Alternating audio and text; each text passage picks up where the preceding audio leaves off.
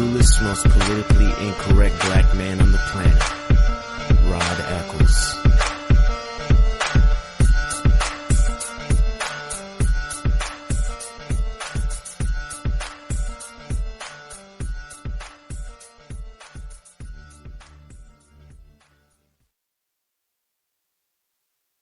Give a man a fish and you feed him for a day. Sign him up for the Box of Bait Club and he'll never be hungry again. The Box of Bait Club is a brand new dream come true for every fisherman. Something new and different in your tackle box every month. Every month, another excuse to get outside and do what you love. Don't let this one get away. The Box of Bait Club is currently accepting a limited number of pre-orders with subscriptions starting at $39.95 per month. Find out more now. Log on to boxofbaitclub.com. I'm just so happy my father had a chance to see his kids before he passed. I just want to say thank you. When her father fell ill, the American Red Cross was able to help get Veronica's brother home from the Navy to speak to his father one last time. It's thanks to your donations that we can connect military families when they need it most. Please donate today at redcross.org.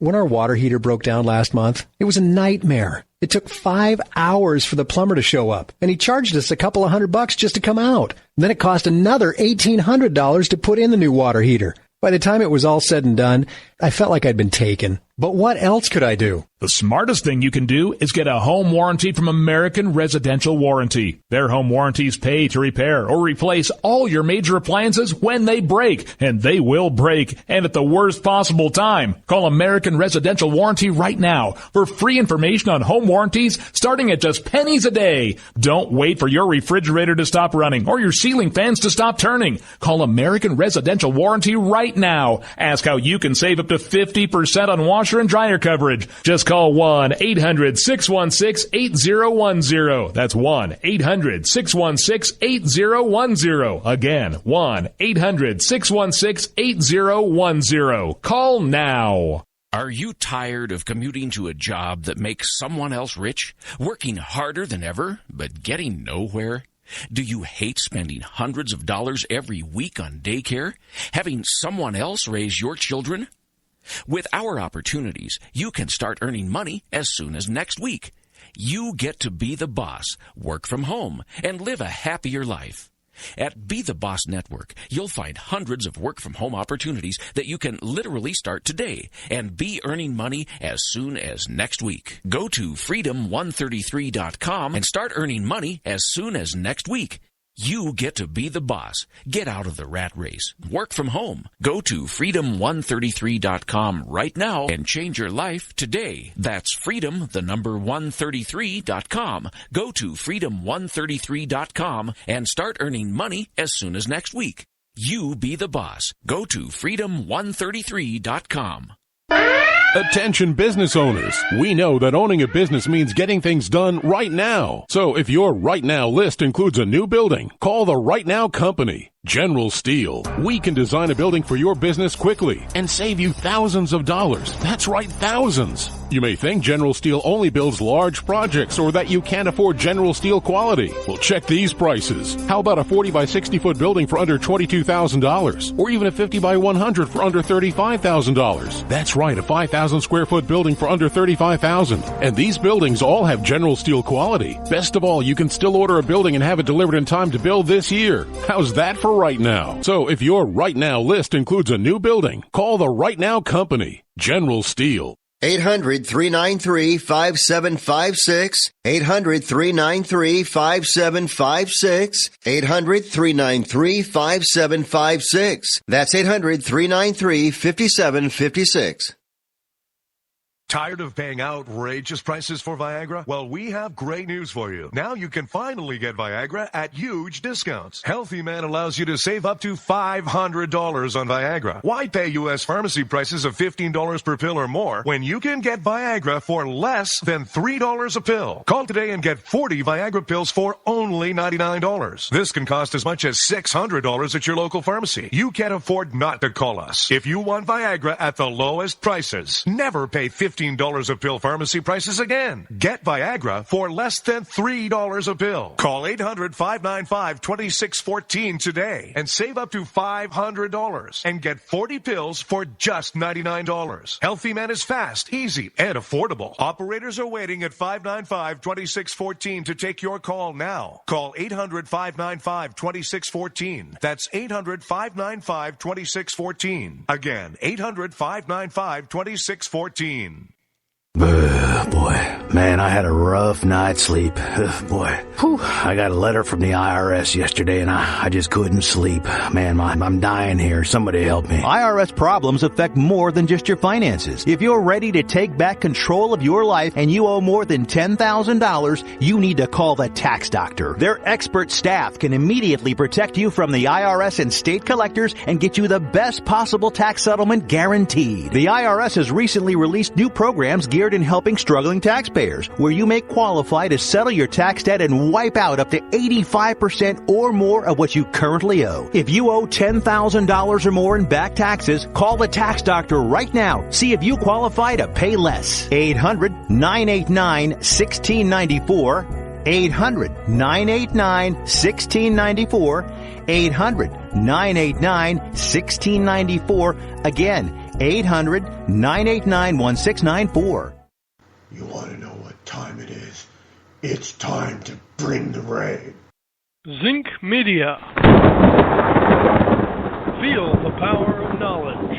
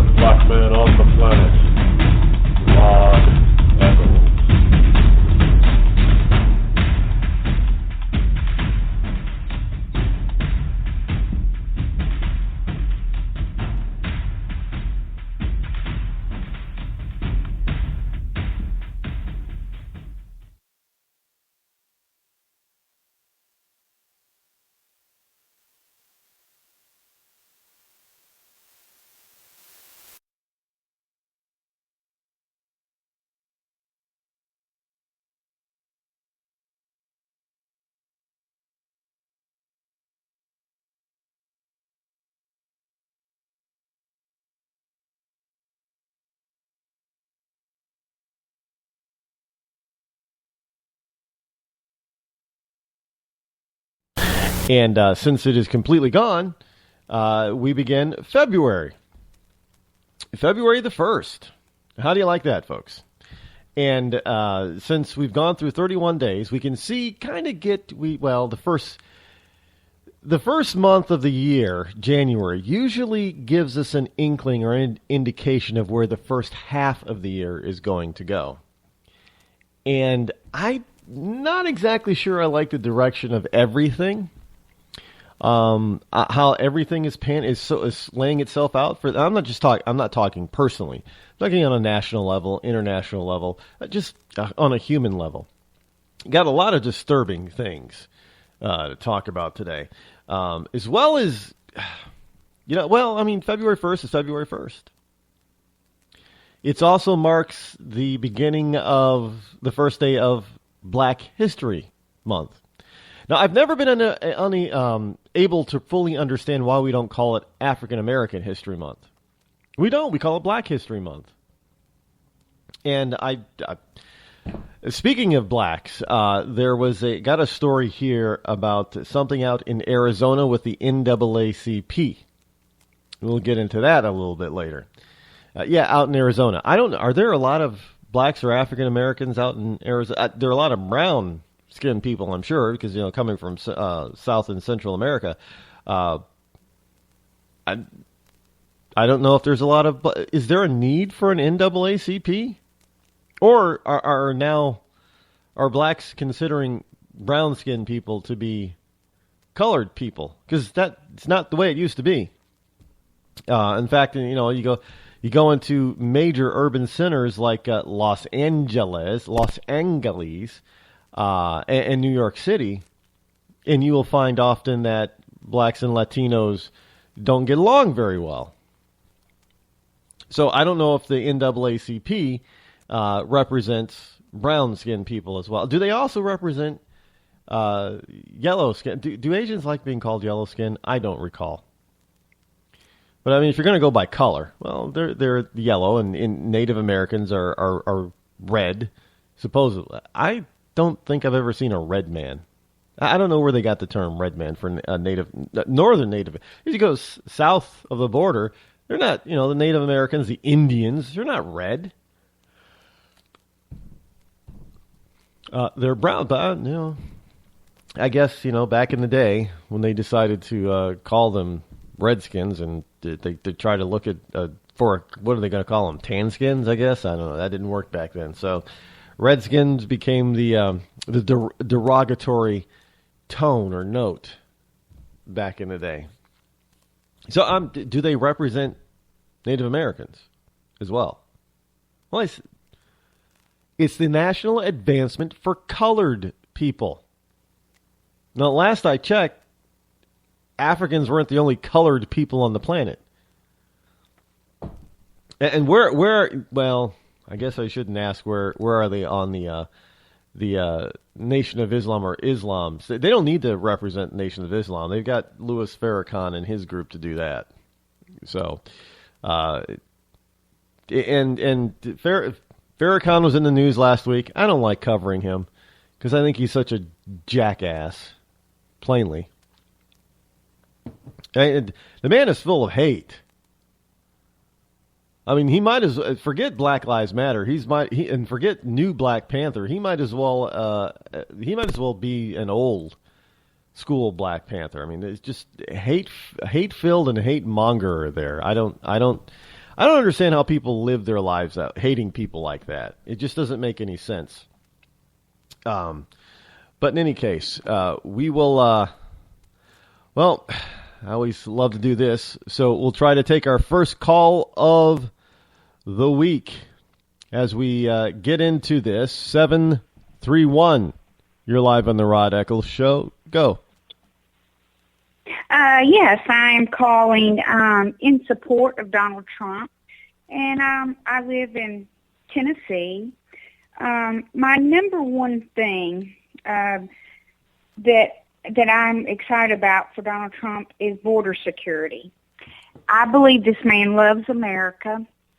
I went to Alabama to listen to him speak back in the summer, and at that time I was actually supporting Ted Cruz. And when I went there, I felt his honesty. He says what people want to hear, and I believe he means it. He's called out the media, which has just been disgusting to me. All the things that they try to make us believe is going on, and especially like if you're on Twitter or Facebook or, and people just are waking up to that, I believe. So you think that Trump is definitely a man that says what he believes and believes what he says? Absolutely. Well, let me ask you this. Yes. Well, you said you used to support Ted Cruz, and now you're on the I gave the Ted Cruz campaign, actually. And now you're on the Trump train. Absolutely, 100%. And do I will tell you that well, obviously, you're a Republican. You're not a Democrat. Absolutely. So you probably don't like things like Obamacare. You know what? No, I don't. Actually, I'm a... Well, were you aware that Donald Trump is still for universal health care? He is. No, he's not. Oh, yes, he is. He just said it. Well, I'll just tell you, at this point, I mean, we're stuck with it now. I do believe that we will have better options. I can't help but to believe that. I may be wrong, and if I am, I'll own that. But it can't be. He's not working against us. This administration is working against us, and we are not on the forefront in any way. They are absolutely, if we even have an election, let's just put it that way, if we even have an election. Well, we'll have an election. I know people are trying to scare people. No, we'll have an election. But, as far as Trump over the weekend touted the healthcare systems of Canada and Britain. Now, do you agree with that? You know what? I don't agree. I think we should all be able to purchase our own insurance. I have worked for a living. I own a business. I have never received anything for free. I don't think there's anything for free. Everyone has to pay. Payday comes. So I trust that when he says that he will offer something better, I have to trust that. But at this point in time, that is not my number one. When somebody says, oh, we're going to have Obamacare, we already have it. We have a lot of things I don't agree with. But abortion, is not my number one. I don't believe in it. I'm pro-life 100%. But that is not the main issue to me right now. The economy, jobs, stopping all this going on, over in Iran. That's ridiculous. Our military, planes going down every time you turn around, people missing, things you don't hear about.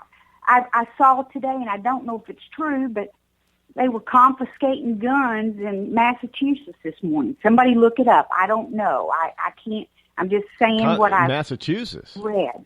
Well, I gotta be honest. I live I'm on the border of Mass. I haven't heard of that. Well, yeah, look it just went over my Twitter feed about 10 minutes ago. Frightful. If there's any truth to it, I don't know. But I'm telling you, we have to have our rights. We're Americans, and that's what we stood for.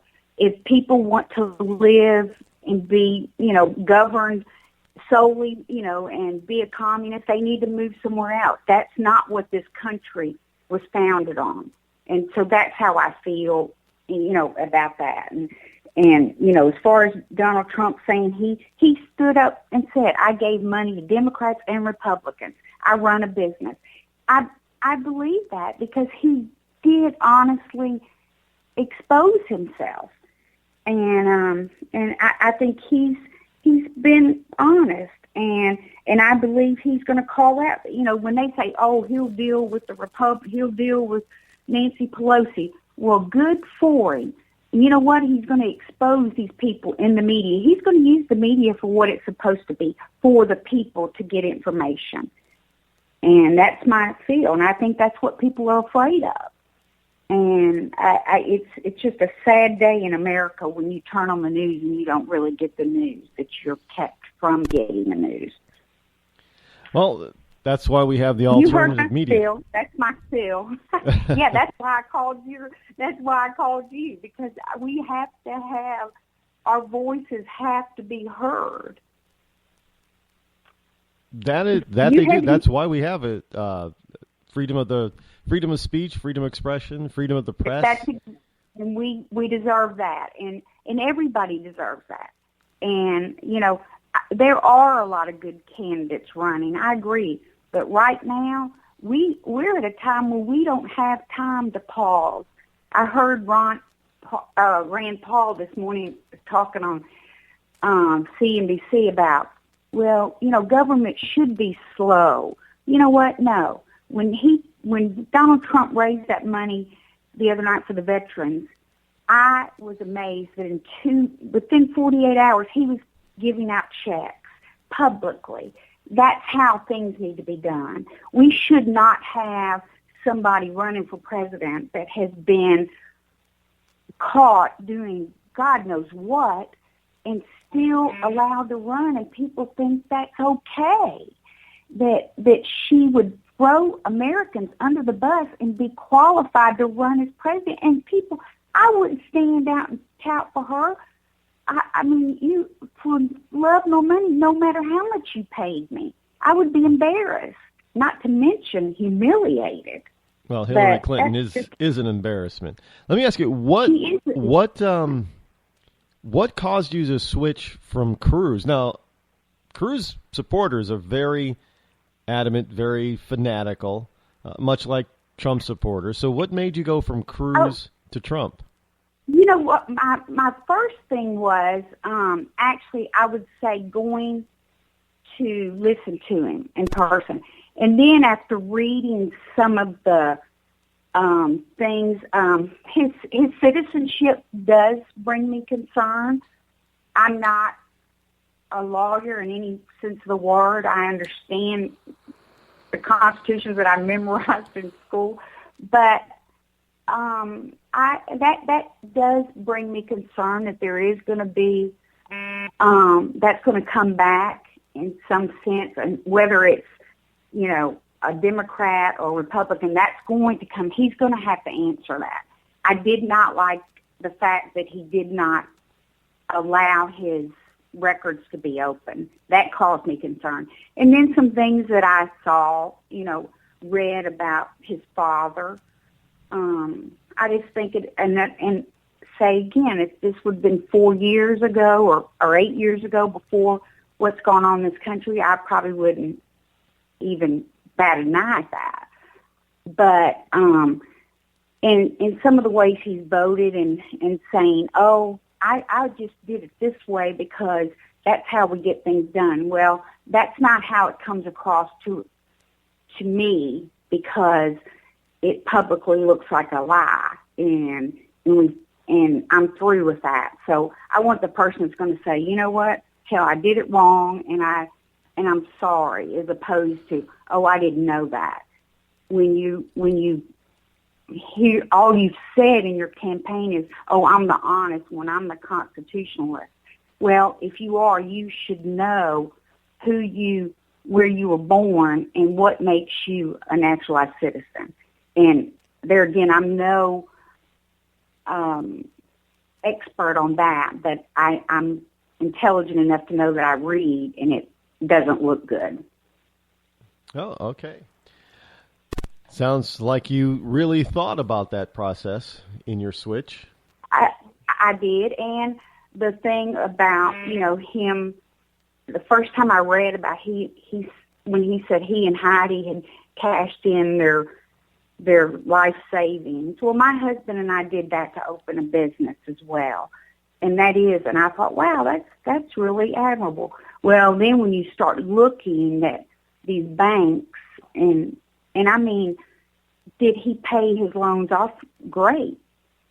Or did campaign money pay that off? I've had enough of that with Hillary Clinton. So, another appeal to me with Trump is he's spending his own money.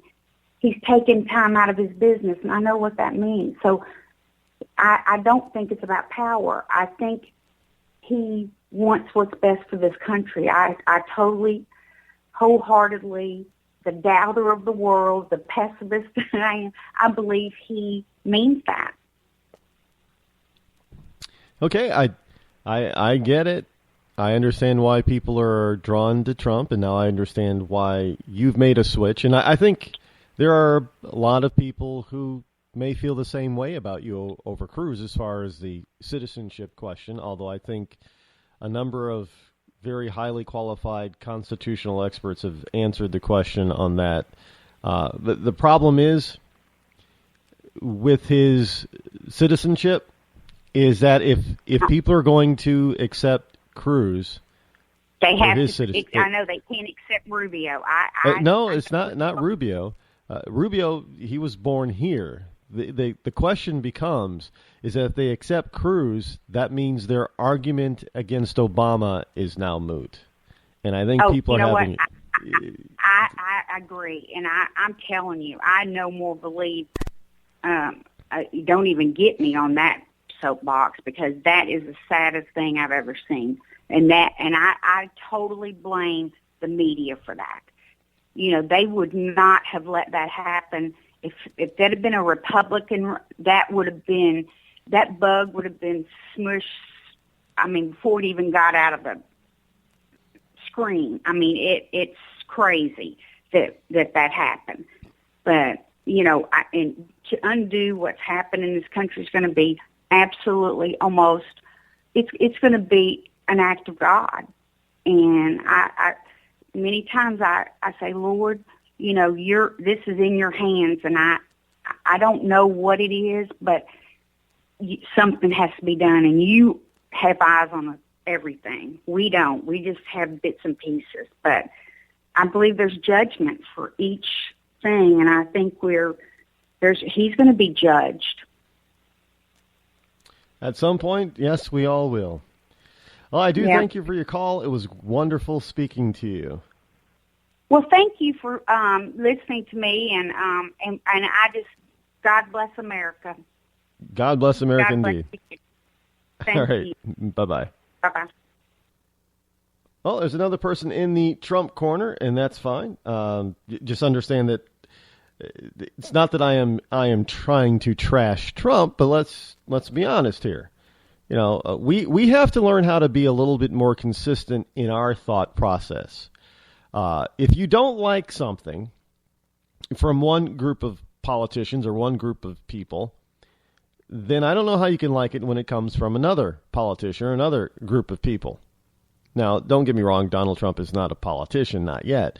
Not in the sense that we know what a professional politician is. Is the guy an orator? Absolutely. Donald Trump is an orator. Is he a statesman? Yeah. I don't know about that. Is he a politician in the pure political sense? No. But is he a politician in knowing that he has to be a little bit political in order to get things done that he needs or wants to get done? Absolutely. And remember what Tip O'Neill said. All politics are local. So in other words, if all politics is local, that means those who are local have to understand the political process. Donald Trump is fully aware of the political process. That doesn't make him a statesman. However, he is showing himself to be something of more of a statesman than a professional politician. And I think that is also something that is very much bringing him accolades and support. By the way, there's the donation thing is list is out. Donation thing. The campaigns have to list their 2015 donations and how much they've received. And Donald Trump, even though without even asking for anybody to send him money, his campaign has received from outside sources, not his own money, $2 million in 2015. Now, in the grand scheme of things, as far as politics in this country is concerned, $2 million might as well be 2 cents. It's nothing. But let me tell you, there is no PAC money. There are no super donors. There are no rich people contributing to his campaign. This is all people, even when Donald says he doesn't want anybody's money. You have to understand that's $2 million, meaning that a bunch of people, kind of like Bernie Sanders supporters, have to send in, little bits of money. So it has to be a lot of people sending in little bits of money to him. Bernie Sanders, on the other hand, he just garnered another $20 million. I mean, this political season is absolutely insane with what we have. I mean, the two biggest people being talked about are the outsiders on both sides of the political aisle. I don't know when anybody could have ever thought that an outsider socialist bordering on communism could have ever usurped the heir apparent. I know we've had it before with Obama usurping Hillary Clinton in 2008, but there was something a little bit different there. Let's face it, Obama was half African. He had dark skin. He didn't look like the rest of them. And the Democrats thought we could make even greater history here by electing a black guy instead of a woman. So Hillary was doomed. Once Obama got in the race and people started listening to him and thought that he was so brilliant, Hillary was doomed. Now, what's the excuse this time? An old, white, gray-haired, angry curmudgeon from Vermont is usurping the heir apparent once again. Well, and people are flocking to him. And, we may have thought it was just the young. It's not just the young, unfortunately. There are people in the baby boomer generation, which is really scary, that are flocking to this guy on the left. And it's sad. And it's scary.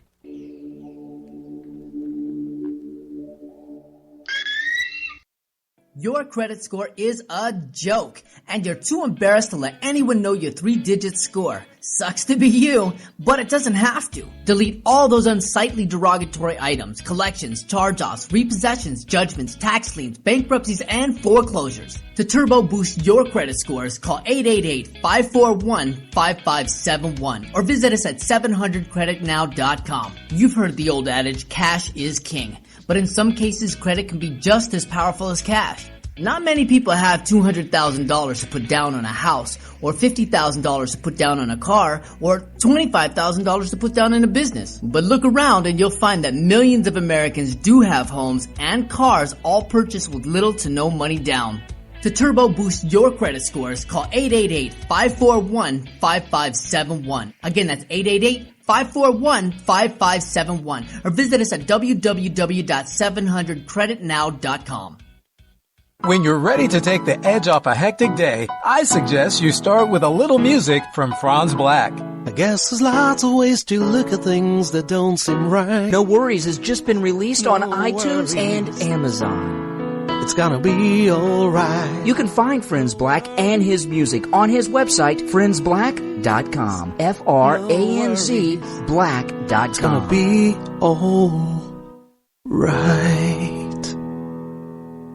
When our water heater broke down last month, it was a nightmare. It took 5 hours for the plumber to show up, and he charged us a couple of $100 just to come out. And then it cost another $1,800 to put in the new water heater. By the time it was all said and done, I felt like I'd been taken. But what else could I do? The smartest thing you can do is get a home warranty from American Residential Warranty. Their home warranties pay to repair or replace all your major appliances when they break, and they will break, and at the worst possible time. Call American Residential Warranty right now for free information on home warranties starting at just pennies a day. Don't wait for your refrigerator to stop running or your ceiling fans to stop turning. Call American Residential Warranty right now. Ask how you can save up to 50% on washer and dryer coverage. Just call 1-800-616-8010. That's 1-800-616-8010. Again, 1-800-616-8010. Call now. Did you ever look at the stains in your coffee cup and then realize that's exactly what happens to your teeth? Power Swabs is the 5-minute solution to get your teeth white without visiting the dentist. This is Ben Gordon with Power Swabs, and if your teeth are stained from coffee, tea, or smoking, all it takes is 5 minutes with Power Swabs. In 5 minutes, you'll see an average of 2 shades whiter teeth, and in 7 days, 6 shades. It's clinically proven to whiten natural teeth as well as caps and veneers. The secret is a tooth detergent that was developed by Dr. Martin Ginniger that lifts stains off of your teeth. Best of all, there's no messy strips or trays that you have to leave in your mouth for an hour. Just swab your teeth for 5 minutes and you're done. To try Power Swabs risk-free, call 1-800-291-5140. That's 1-800-291-5140. I guarantee your bright white smile will have your friends talking about how great you look. Try it risk-free today. 1-800-291-5140. That's 1-800-291-5140.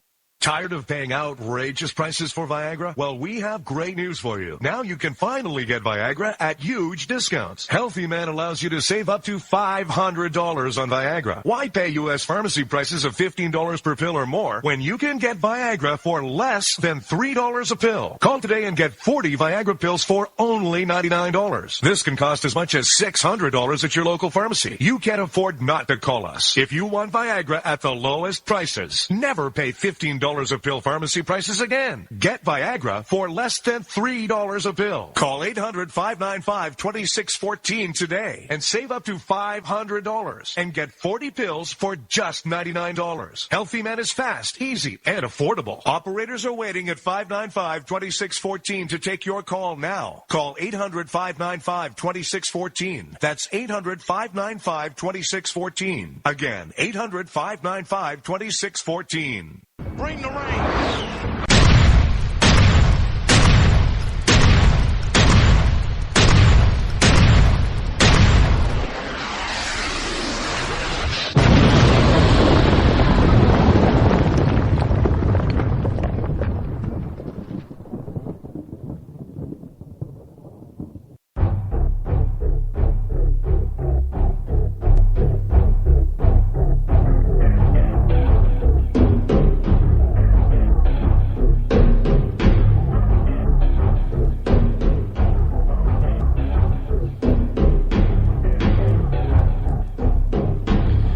And welcome back. 603-835-3224 is the call-in number. The lady that was just on, the wonderful woman that was just on the phone with me, she made some mention of gun confiscation in Massachusetts. Now, I did a quick search, because yours truly can do that during the break. And what I found out was what she was referring to, because I thought it was kind of interesting that there'd be I hadn't heard of any gun confiscation going on in Massachusetts, not recently. Didn't know that the new governor down there, Republican, I know although he's a Republican light, he's a moderate, still has no desire to confiscate guns from people, although Massachusetts, it's a state that is very difficult to get a license to carry a gun. As a matter of fact, there was something in the news last week about the city of Lowell. It was going to cost about $1,000 to get a gun license in the city of Lowell, and you had to write an essay. They were putting forth this notion that you were going to have to write an essay about gun ownership and why you wanted a gun before they gave you a gun license. Now, I know it is.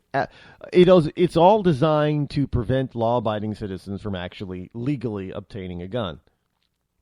Now, with that said, what happens is that when you do this kind of thing, you're going to start getting normal law-abiding citizens illegally obtaining guns. If they feel that their life and property and family is in trouble, if they fear for their safety, they're going to do whatever they possibly can. Now, they're going to go the legal route first. Most law-abiding citizens, most Americans, will go the legal route first. But if the legal authority entity, which is local government and state government, gets in the way with somebody exercising their God-given right to protect themselves, they're going to go to any lengths to try to do that. And thus we end up making criminals, the state, in other words, the government, ends up making law-abiding citizens criminals.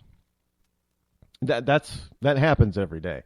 Now, as far as this gun confiscation in Massachusetts, what I do believe that she is referring to, and evidently a lot of people have gotten snookered into this type of thing. This is why you have to be careful when you write stuff. It's a modern retelling of actual historical events. Now, the National Guard in the stories, if you do a quick Google or Bing search, you'll find it. The National Guard is nothing more than the Redcoats. This is a story that is being retold in a modern sense. Now, it's not saying it's happening today. It's just being retold in a modern sense so modern Americans can understand exactly what happened back in 1775. And I think because of the... you can say it's the gullibility, the lack of education, the lack of paying attention, the lack of logical thinking and logical thought. You can say all of that has led to a number of people believing that the story is a modern story and not about American history pre-Revolutionary War. Now, one of the things that you got to understand is right at the top of the story, it talks about National Guard. Okay. But National Guard was ambushed. If the National Guard was ambushed in Massachusetts, it would be national, worldwide news. It'd be worldwide. You couldn't keep that covered up. And even if it didn't make the worldwide news, it would make huge local news because there's no way you can cover that kind of thing up. At least not locally. I mean, Boston is pretty... anything that happens in Boston, the entire region is affected, and everybody knows. So I'm thinking, well, geez, that's impossible for me to miss this. Gun confiscation, people getting killed. 1775, folks. 1775. The preamble to the American Revolution. By the way, those involved in that skirmish back then, Samuel Adams, Paul Revere. Just so you know, that was the gun confiscation. And look, the British government really did try to confiscate arms from everyday law-abiding citizens. Now the problem is that some of these modern-day retellings say that they're assault weapons. Well, back in the day, I guess the long rifles and everything, they were the assault weapon of the day. But anyway, the Bernie Sanders camp. This was a very interesting weekend for me. I hope you had a wonderful weekend. I had a interesting weekend. Had some political people knock on my door. Now, I got to ask, I don't know where the Republicans are because they're not knocking on my door. But I had some Hillary Clinton supporters knock on my door.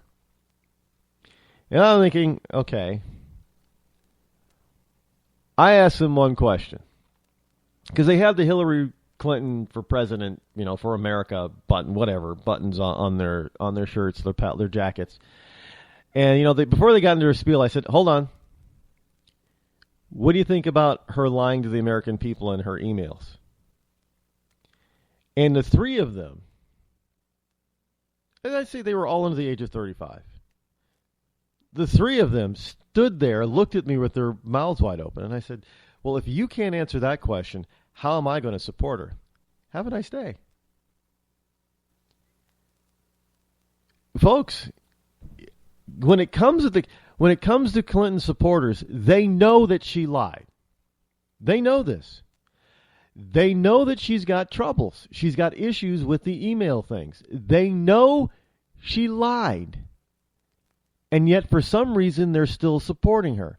And when you call them out on it, they have no answer.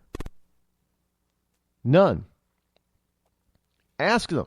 The next Hillary Clinton supporter you see, ask them. She lied about her emails. What else do you think maybe she lied about since you don't like lying politicians? They have no answer for you. They cannot. Some of them will try to say, well, she didn't lie. Well, yeah, she did. There is no doubt that she did. Her emails incriminate her and prove that she lied. I don't care. If you were to replace that name with a Republican name, those people who are supporting Hillary Clinton would be calling for a perp walk. Hell, they have. George W. Bush in the Iraq War, George lied and people died. And I don't know how many times that we have come up and proven the facts that this is the same information that the United Nations, that NATO had, that Bill Clinton had. And yet somehow George W. Bush is the one that lied. Nobody else, just George. Like, George really manipulated all of these actions back in the 90s before he was president. Well, he was, governor, I guess. Yeah, he was able to masterfully manipulate world information from Texas. But George Bush still lied. He should have known that the information was wrong. Well, shouldn't Bill Clinton have known? Well, no, he wasn't president. Well, Bill Clinton was president when he said the same things that George W. Bush said. So they can't even come up with, it's hard for them to come up with stuff like that. Because who are they going to blame? Are they going to blame Obama? No, Obama lied. No, they can't blame, the first African-American president. Do you see that? They have put themselves in a corner. Because if they cannot blame anybody else, because there's nobody else to blame. They can't blame George Bush because, he's been out of office for 7 years now. So, that's something that they can't blame on Bush. Clinton and Obama, they did take out Muammar Gaddafi in Libya. That wasn't George W. Bush. And the fact that they cannot pin whatever this woman did as Secretary of State on her boss, President Obama, simply because President Obama is supposedly an African-American, first black president of the United States. And thereby, you cannot say that this guy is to blame because that is going to taint his entire reputation and legacy forever. You cannot, the Dems and liberals cannot taint the legacy of Barack Obama. That would prove that they were wrong about all of this stuff. So they're caught. They're trapped. They can't give you a bona fide, even half-hearted, thoughtful answer. It's not going to be logical, but at least they have thought it out. Yeah, we're going to think this lie out, man, and to try to cover, or we're going to think this answer out to cover up for her shortcomings. They can't. There's no way out. So when I asked, well, what do you think about her lies in the emails? Silence. Her silence at my doorstep. Well, as true to fashion, next day, my next door neighbor is obviously a very I'm could look out my front windows and see neighbors, a neighbor. I can look out some of my windows and see a neighbor that is supporting Bernie Sanders. And yes, they came knocking on my door a day later. Over the weekend, yeah, disturbing me in my rest, in my enjoyment of my freedom. And I see the Bernie Sanders, three of them. There was they were all college age. Mixed. Very interesting, though. Very clever. Because there was a black woman, young black woman, a young bearded white man, and a Latino man. Yeah, very clever. Wonder who thought of that one. But here they come knocking on my door with the big Bernie Sanders buttons on them. And I'm like, hold on. I was really not in the mood to listen to any pitch about Bernie Sanders. And I wasn't going to take them on at the moment because I was in a kind of, at that particular point, I was kind of grumpy. That I would have to get up and answer my door to find a bunch of Bernie Sanders give me everything free college students standing in front of me. So I just, trying to be as polite as possible, said, hold on. I'm not into Bernie Sanders, and I'm not into Hillary Clinton. And she says, well, can we ask you a question? I'm like, oh, dear God, here it goes. Well, are you Mr. So-and-so? I said, that person hasn't lived here in probably 6 years. You've got some really old info, some old intel. And then as just before she said, well, thank you, I said, if he can't even get this intel correct, this is over 6 years old, how do you think he's going to do as president? And all three of them, their eyes got big, huge. I mean, think about it. You're running a campaign to run for president, and you can't even get the intelligence report of who lives where when the records are very odd. I mean, all you got to do is go to the post office, for crying out loud.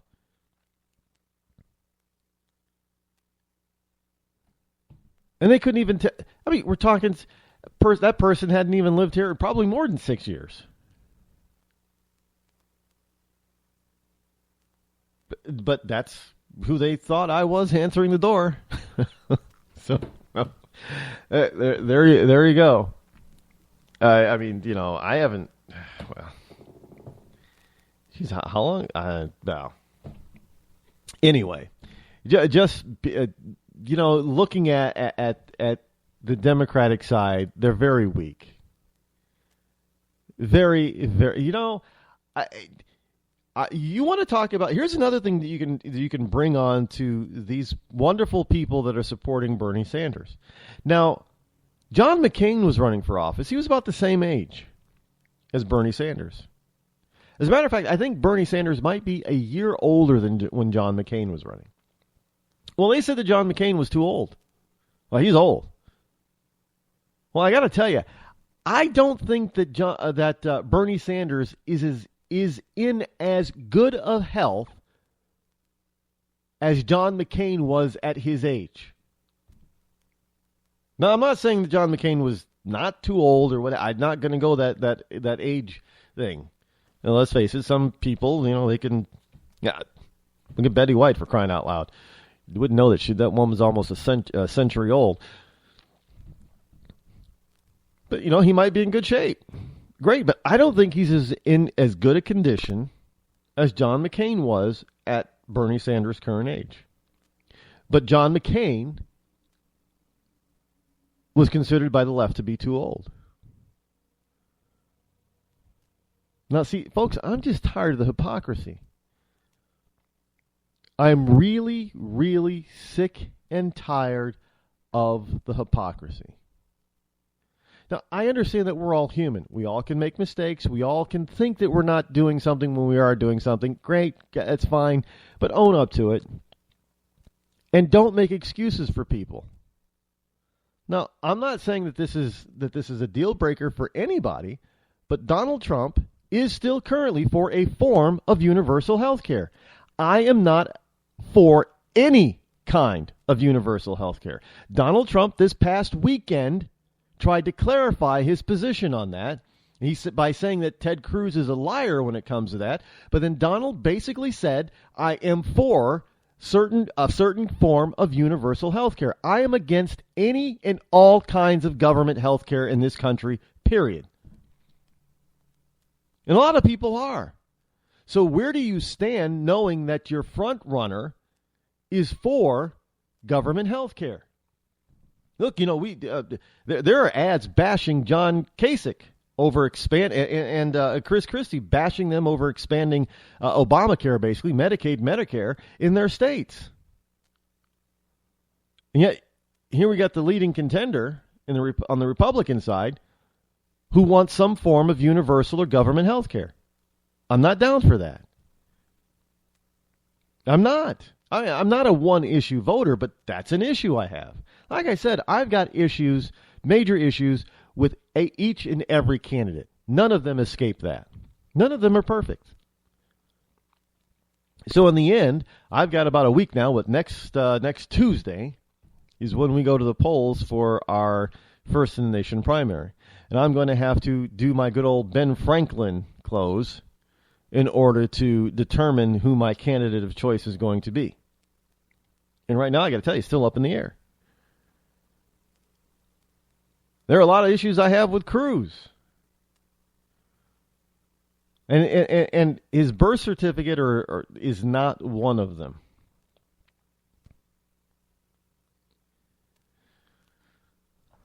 I mean, we've already been through that with Obama, and as I've said, when it comes down to it, if you read the letter of the law the way a lot of constitutional experts are saying, and if you're going to use the same argument for Cruz, or if you're going to use that argument for Cruz, you have to be able to use it for Obama. And I think unfortunately now, a lot of Republicans are finding themselves in that position, and they don't like being in that position.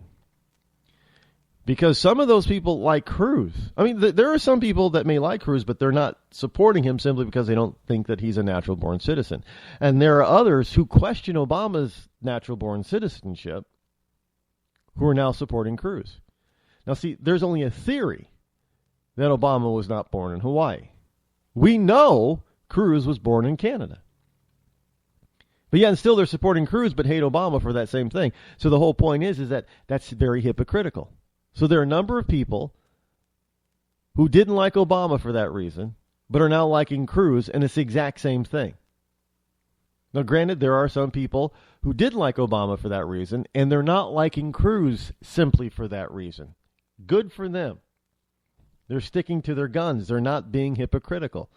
But if you're supporting Cruz and didn't like Obama simply because Obama's birth is in question, of where he was born, you're being a hypocrite, and you need to re-examine yourself.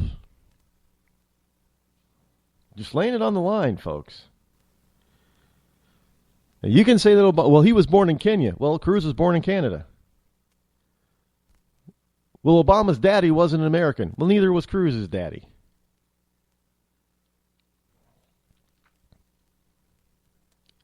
But both the baby mamas were natural-born Americans. Just so you know. So if one of the mamas can confer natural-born citizenship on their offspring, then so can the other. One isn't prevented from doing that simply because we don't like the child's politics.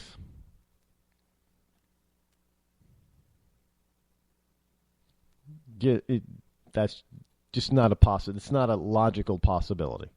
Sorry. And I know there are a lot of people out there that just they can't stand Obama, and they want to do whatever they possibly can to try to bring that man down. Look, you don't need to use any false notion to bring down Obama. Not at all. The guy is he can do that all by himself. He definitely doesn't need any assistance in in that area. Think about it. Look who Obama is, and look what he's done the past 7 years. You're going to tell me that you need to come up with some fake or false narrative to make him look worse? I don't think it's necessary.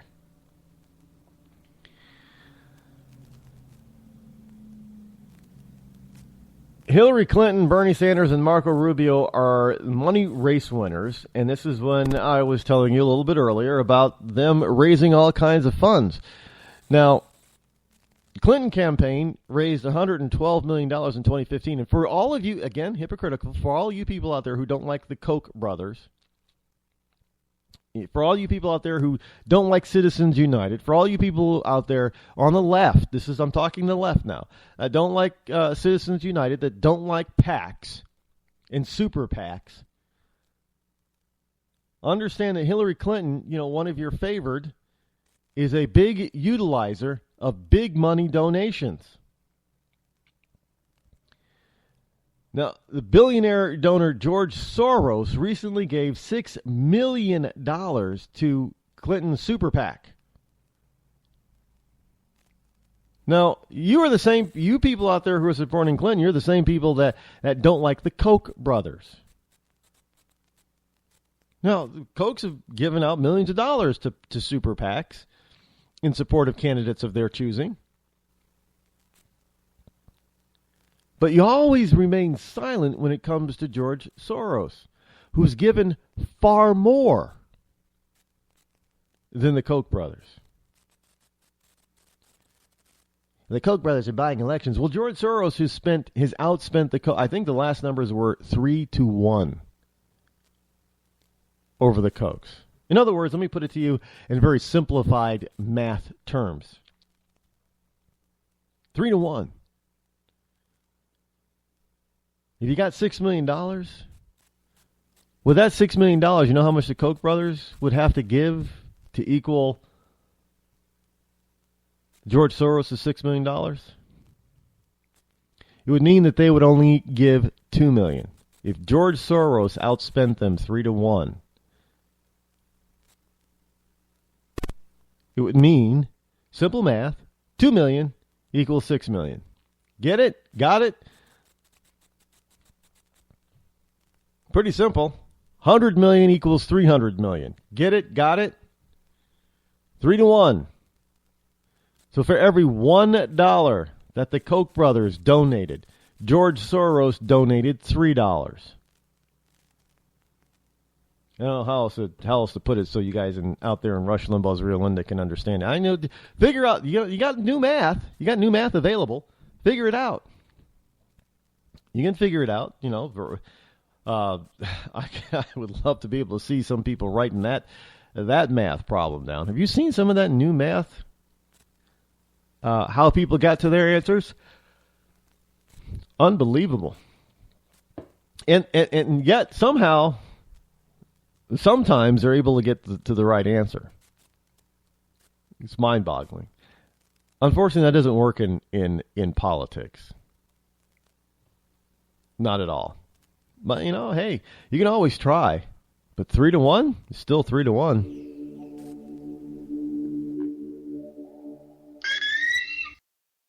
Give a man a fish and you feed him for a day. Sign him up for the Box of Bait Club and he'll never be hungry again. The Box of Bait Club is a brand new dream come true for every fisherman. Something new and different in your tackle box every month. Every month, another excuse to get outside and do what you love. Don't let this one get away. The Box of Bait Club is currently accepting a limited number of pre-orders with subscriptions starting at $39.95 per month. Find out more now. Log on to boxofbaitclub.com. I'm just so happy my father had a chance to see his kids before he passed. I just want to say thank you.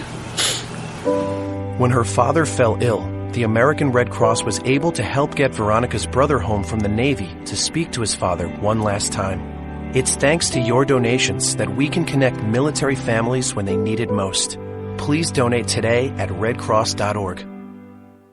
When our water heater broke down last month, it was a nightmare. It took 5 hours for the plumber to show up, and he charged us a couple of $100 just to come out. And then it cost another $1,800 to put in the new water heater. By the time it was all said and done, I felt like I'd been taken. But what else could I do? The smartest thing you can do is get a home warranty from American Residential Warranty. Their home warranties pay to repair or replace all your major appliances when they break, and they will break, and at the worst possible time. Call American Residential Warranty right now for free information on home warranties starting at just pennies a day. Don't wait for your refrigerator to stop running or your ceiling fans to stop turning. Call American Residential Warranty right now. Ask how you can save up to 50% on washer and dryer coverage. Just call 1-800-616-8010. That's 1-800-616-8010. Again, 1-800-616-8010. Call now. Are you tired of commuting to a job that makes someone else rich? Working harder than ever, but getting nowhere? Do you hate spending hundreds of dollars every week on daycare? Having someone else raise your children? With our opportunities, you can start earning money as soon as next week. You get to be the boss, work from home, and live a happier life. At Be the Boss Network, you'll find hundreds of work-from-home opportunities that you can literally start today and be earning money as soon as next week. Go to freedom133.com and start earning money as soon as next week. You get to be the boss. Get out of the rat race. Work from home. Go to freedom133.com right now and change your life today. That's freedom133.com. Go to freedom133.com and start earning money as soon as next week.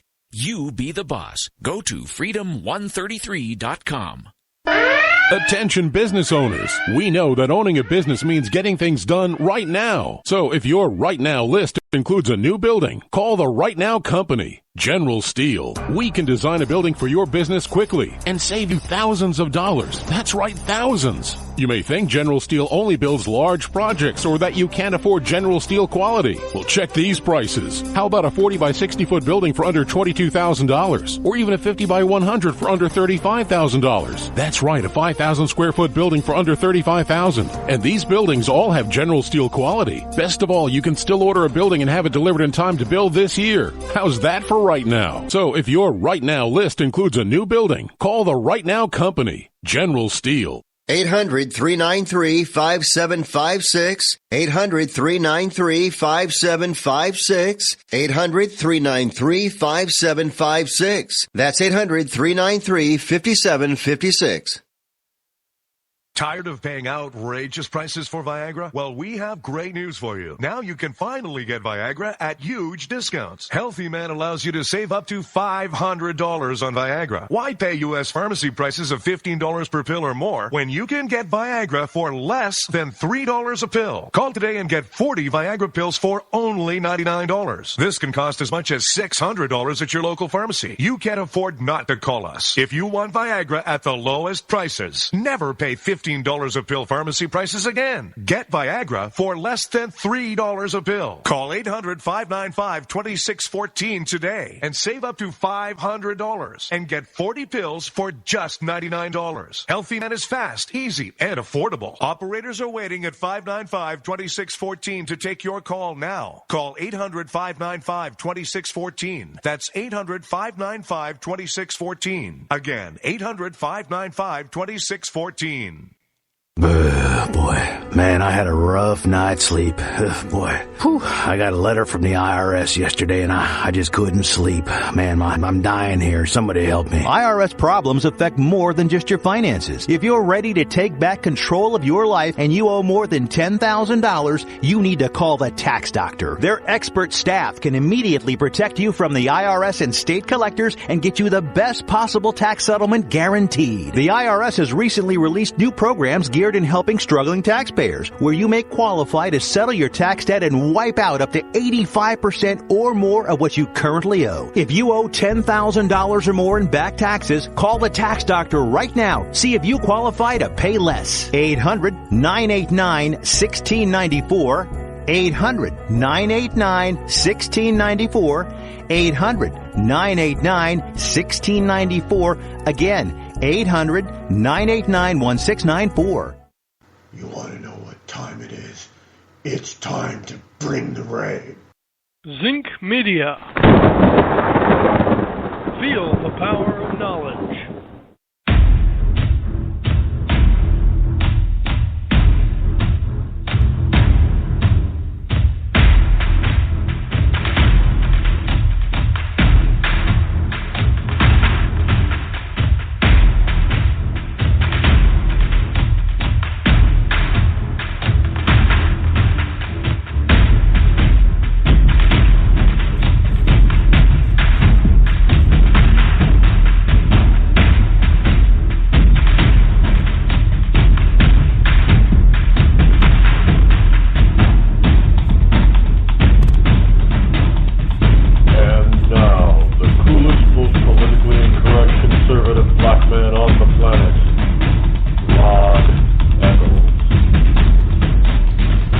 And welcome back. It is I, your lovable host, L. Rod, coming to you live from my bunkerized home studio for hour number 2 here on the Rod Eccles program. Broadcasting to you live from my bunkerized home studio somewhere within the great granite state of New Hampshire, where the state motto is still live free or die, here on this February the 1st, 2016, which is in the year of our Lord. And it is also the first day of Black/African American History Month. I don't know what we're calling it now. Should we say brown skin? I don't know. Darker than tan brown skin? Is that? I don't know. Black History Month. And I know there are some blacks out there who are going to be, thinking I'm making fun of the whole Black History Month thing. And you know what? When you're calling for equality, and when you're screaming and yelling that Hollywood is racist because it's the white Oscars again, then you've got your own network called BET, Black Entertainment Television Awards, where only black people are nominated. Well, the Latinos had the same thing, the Latino whatever Entertainment Awards. I don't know what that is, but where only Latino people get to be nominated. Well, if you're going to have those types of segregated things, don't you dare blame the Oscars for having a bunch of white people nominated for an Oscar when you're calling for equality. I mean, it's just as bad. Think about it this way, folks. It's just as bad when the government says that guns are bad. They're terrible. Guns kill people. And yet, we've got a government that's expanding the number of agents in departments that you would never even ever suspect of needing a firearm are getting guns. I mean, why would IRS agents need guns? Why would, the Department of HUD, why would HUD people need guns? I mean, agencies in our government that have never had a firearm before, have never had any need to have a firearm, are suddenly starting to get guns, firearms. Why? Oh, we're building up our own agents. What do you need? You need your own. Each government agency needs its own police force. Basically, that's what they're asking. What they're telling you. Well, I don't know. Are they going to go out and try to investigate whether or not? Do they think it's real dangerous to go out and investigate whether or not there are housing violations? Yeah, I can see all those wonderful homeowners are just so adamant about not dealing with the government that they're going to shoot an unarmed agent coming to the door. And if the agent feels so inclined that they fear for their safety, don't they normally bring along a state trooper? Or a city cop, municipal police. Yeah, they do. But I guess now they don't want to bother them. So I guess they're going to need to bring have agents with their own guns. So the government says guns are bad, but they're expanding the number of people within the government that can have guns. Hypocrisy at its best, folks. At its best. So if you're going to be out there touting and yelling for and wanting equality, you cannot be for equality if you want segregation. And let's face it, when you start naming things out like the BET Awards, that's segregating. That's not equality. It's not equal. If you want people to be able to freely express themselves, but then tell a Christian that they can't pray in public, well, that's not equality.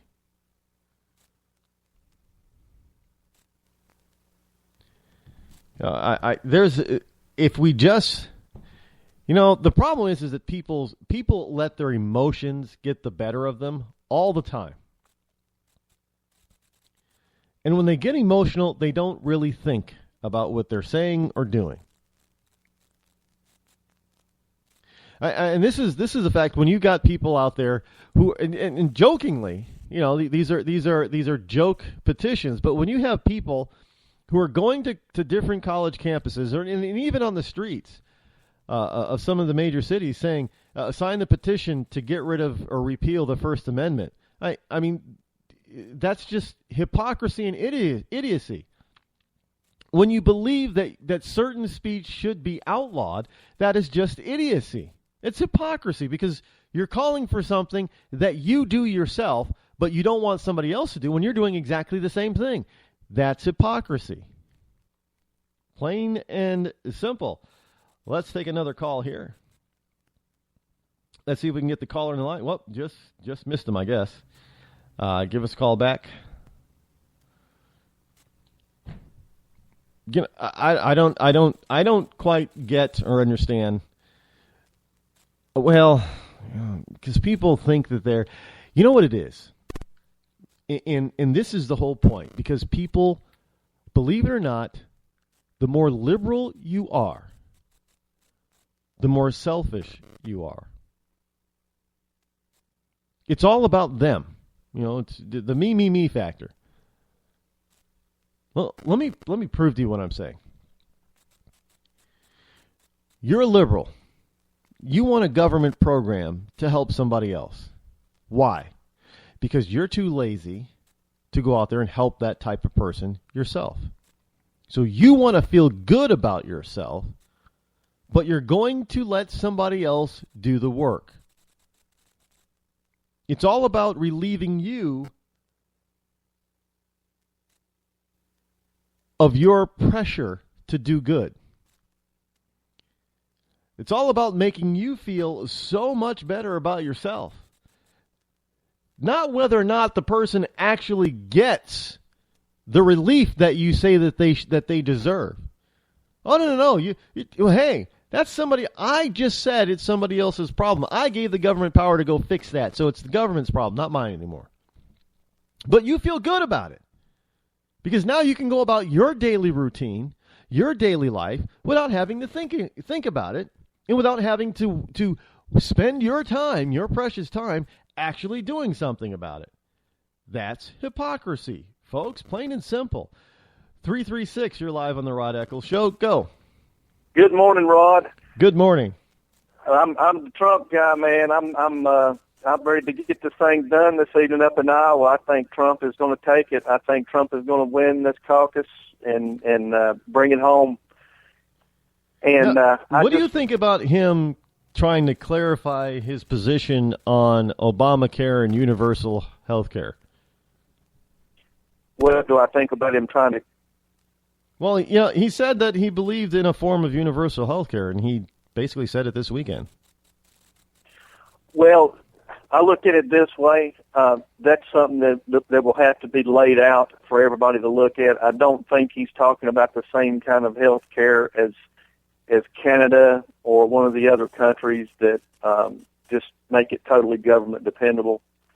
I think a lot of people in this country really need some health care and can afford it, and I think that's great to take care of those folks.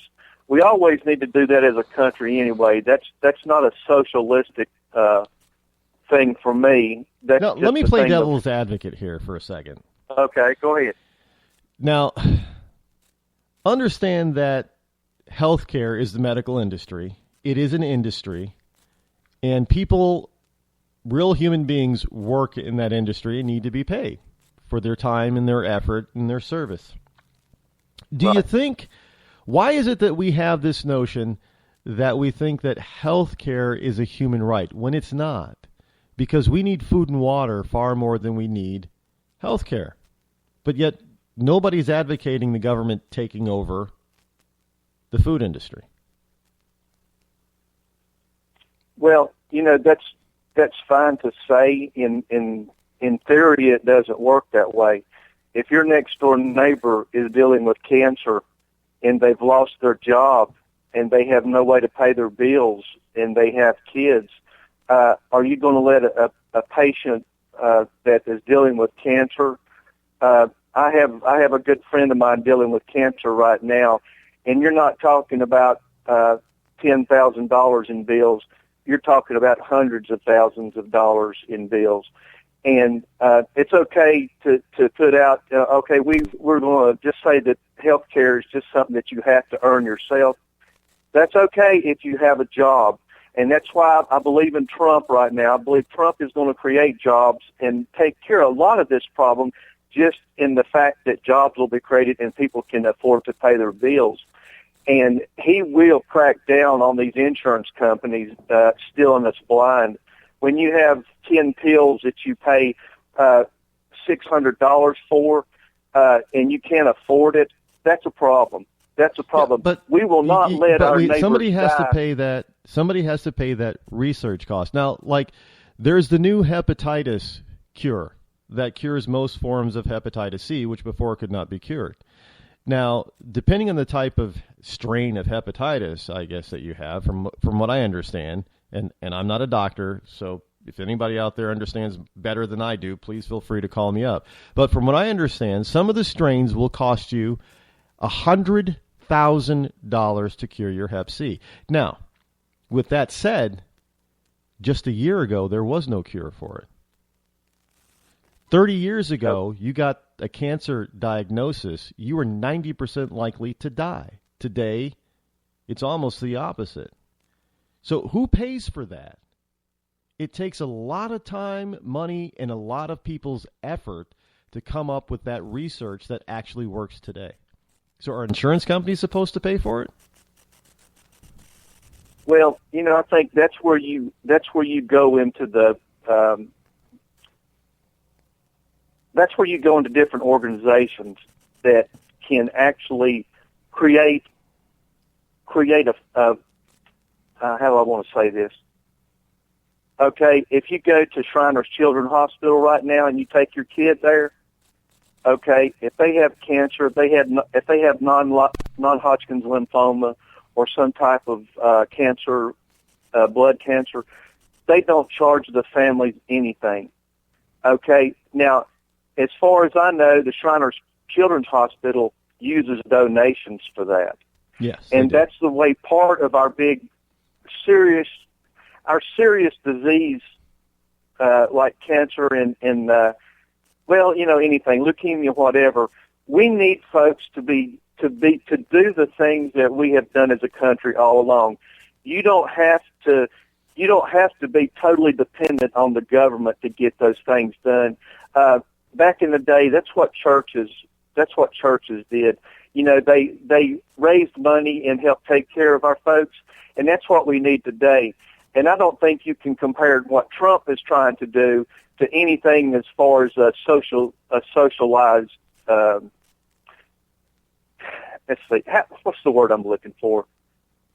Medicine, healthcare. This is not socialism that Trump is talking about. Trump is talking about get everybody on the path of working together and taking care of our neighbors and not letting our neighbors be desperate for help. I've seen too many people. My father died from lung cancer when I was 8 years old. He didn't have a chance in hell. He died within the time he was a military guy. By the time he got the diagnosis, I was 8 years old and he was dead in 6 months. So health care is important to this country. It's not a thing that we say, oh, we're not going to take care of you because that's not government responsibility. It's our responsibility as neighbors, friends, and relatives. When I have people in my family like I do right now that are dying from cancer and they're going through chemo and I see that and I know they can't pay $200,000 in a year's time, I think we do need to help our friends. We do need to help our friends that are deathly sick. I don't want to pay an illegal immigrant family coming here that have 6 people in the family and they have no insurance whatsoever and take care of them the rest of their lives. That's not what Trump's talking about. Trump's talking about take care of the people in this country that need it, that don't have jobs, that need jobs. And by the time he creates these jobs, but when he's elected, Rod, some of these things are going to work themselves out. So people get in a big damn uproar about little things and make a big situation out of something that doesn't need to happen. He is the only candidate on the Republican side that can beat Hillary, the lady that needs to go to prison, that should have been in prison. He's the only one that can beat her. And whatever he does about health care, I think it will be done in a way that's going to make America better. And I digress, brother. No, that's quite all right. You've given a very thoughtful answer. This is what I like. I like people who can actually give a thoughtful answer about a question about their candidate of choice. Unlike the Hillary people that came to my door that could only stand there with their jaws agape. I don't get it. Let me tell you, I look at it this way. We went so long with government trying to force our medical. Let's see. I'm sorry. I'm a little upset this morning. I'm upset because I want this country to be back like it used to be as far as, and I'm not talking the 60s. I'm talking about a time when everybody took care of their neighbors and looked out after their neighbors. I have elderly neighbors all around me where I live. I live in a nice neighborhood, but my neighbors are getting to the point where they can't hardly make it to the end of the driveway and back. And, you know, all of them are not real wealthy, but for the most part, they're okay. But when I drive from here to my friends on the other side of the county we live in, I see different neighborhoods. I see neighborhoods that are the folks are totally poor. You know, some of them work for small companies and things like that.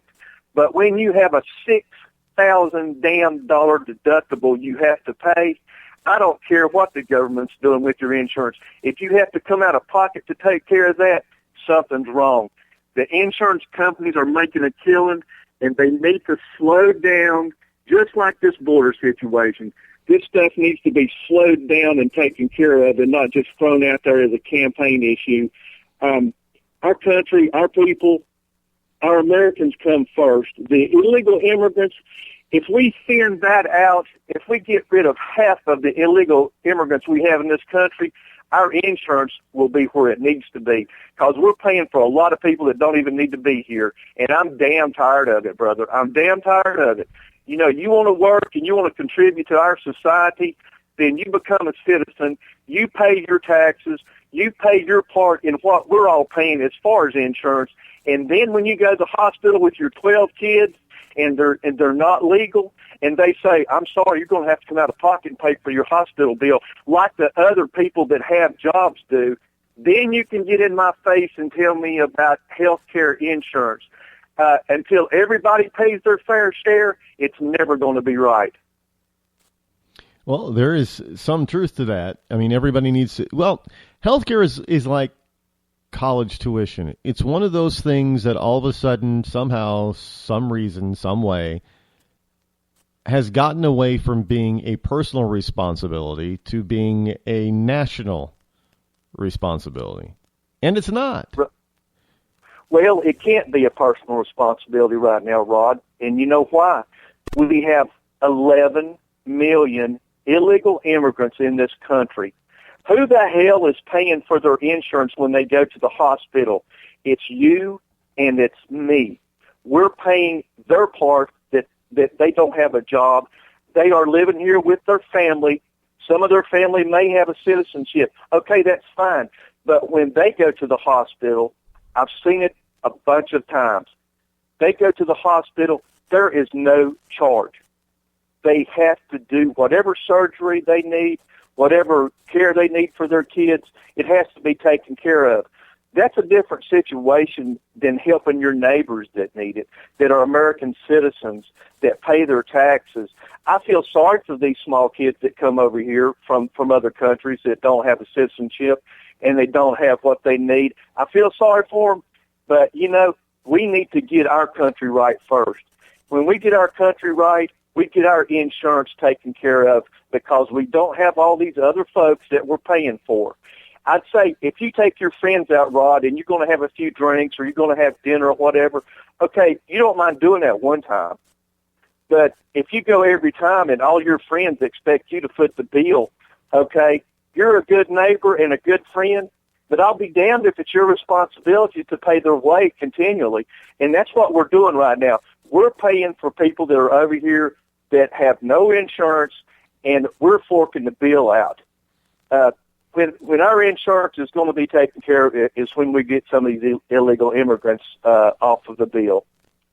And I know Trump's going to win this caucus tonight, man. I just know it. I know it. People are tired of this. Anyway, I'm sorry. I'm taking up a lot of time, man. No, that's it. Yeah, the caucus that's the other thing that I meant to mention at the open soliloquy of mine. February 1st this year is also the Hawkeye States Caucus.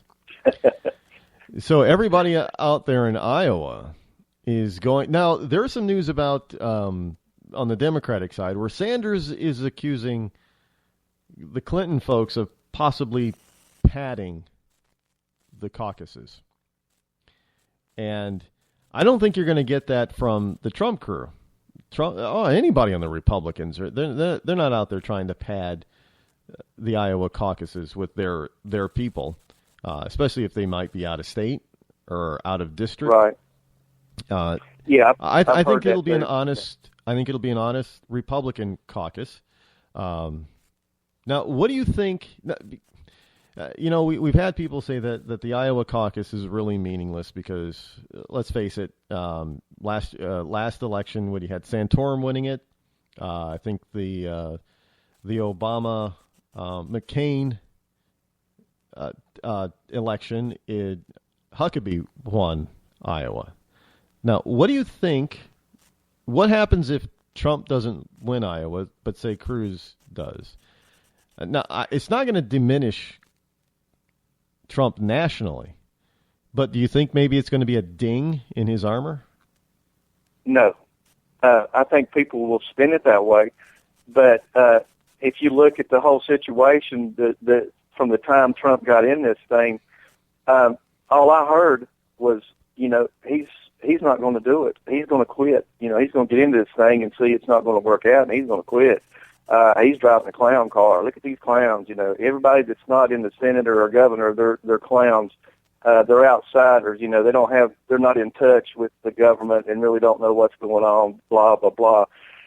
If you look at it right now, who's doing the damn scrambling trying to get the votes? It's Rubio.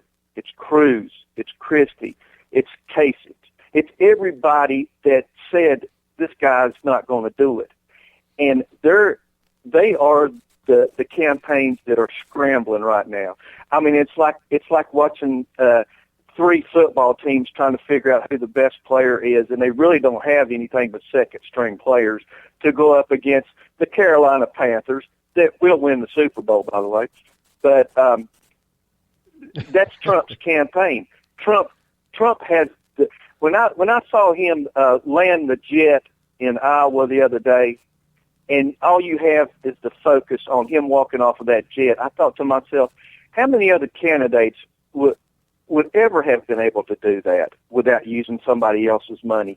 And how many other candidates build skyscrapers? How many other candidates have the knowledge to actually build a wall to keep illegals out and to make our insurance more affordable? How many candidates can go out there and say what they've accomplished and how many families they've helped and how many jobs they've created? Nobody else out there has created a tenth of the jobs that Trump has created. And as far as I'm concerned, this country's economy is number one. Without the strong economy that Trump can help build, we don't have a national defense. I will agree with that. I would like to see any current or past Democrat for president tell me how many jobs they created. I am up against a hard break here, my friend. Thank you once again for giving us a call. All right. Thank you, Rod. Bye-bye.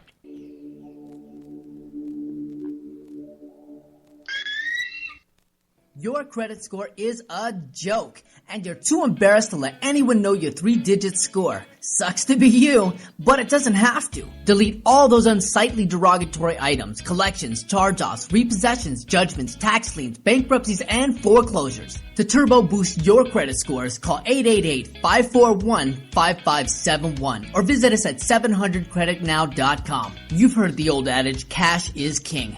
But in some cases, credit can be just as powerful as cash.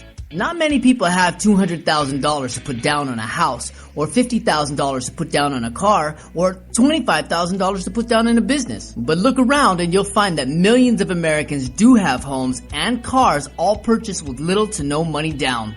To turbo boost your credit scores, call 888-541-5571. Again, that's 888-541-5571. Or visit us at www.700creditnow.com.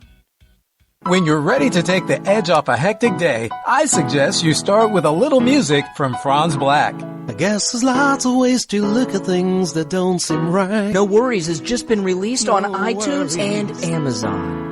It's gonna be alright. You can find Friends Black and his music on his website, friendsblack.com. F-R-A-N-Z black.com. It's gonna be alright.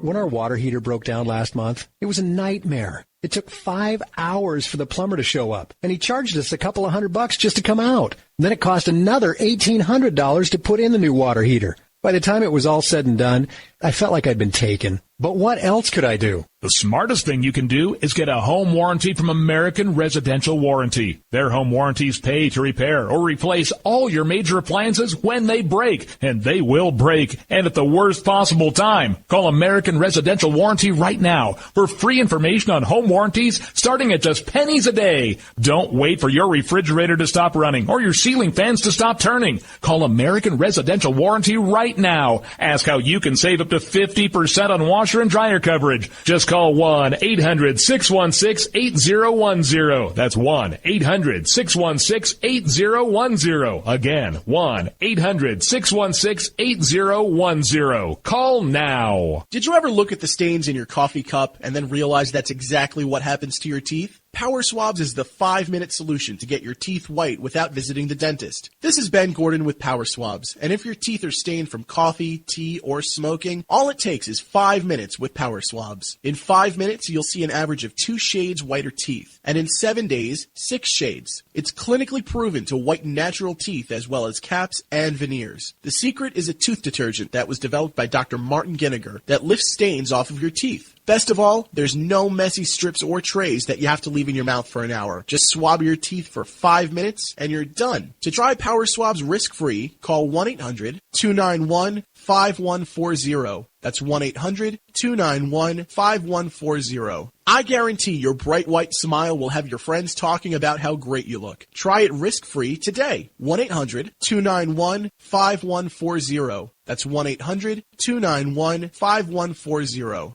Tired of paying outrageous prices for Viagra? Well, we have great news for you. Now you can finally get Viagra at huge discounts. Healthy Man allows you to save up to $500 on Viagra. Why pay U.S. pharmacy prices of $15 per pill or more when you can get Viagra for less than $3 a pill? Call today and get 40 Viagra pills for only $99. This can cost as much as $600 at your local pharmacy. You can't afford not to call us. If you want Viagra at the lowest prices, never pay $15 a pill pharmacy prices again. Get Viagra for less than $3 a pill. Call 800-595-2614 today and save up to $500 and get 40 pills for just $99. Healthy Man is fast, easy, and affordable. Operators are waiting at 595-2614 to take your call now. Call 800-595-2614. That's 800-595-2614. Again, 800-595-2614.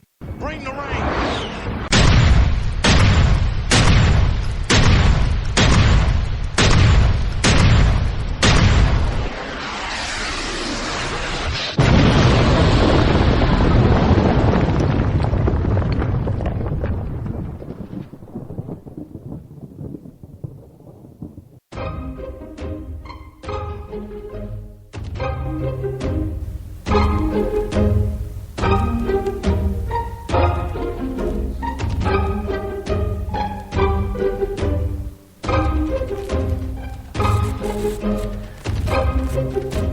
603-835-3224 is the number to call if you wish to join me here live, your lovable host, L. Rod, here on the Rod Eccles Show.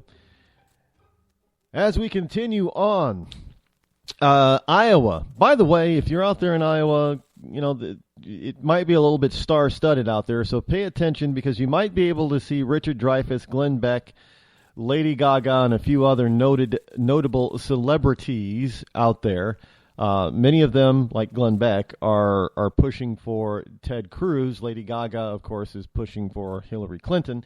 So yeah, look out. You might, you know, if you are one of those people who are, just look out for the paparazzi because I'm sure they're all over the place too.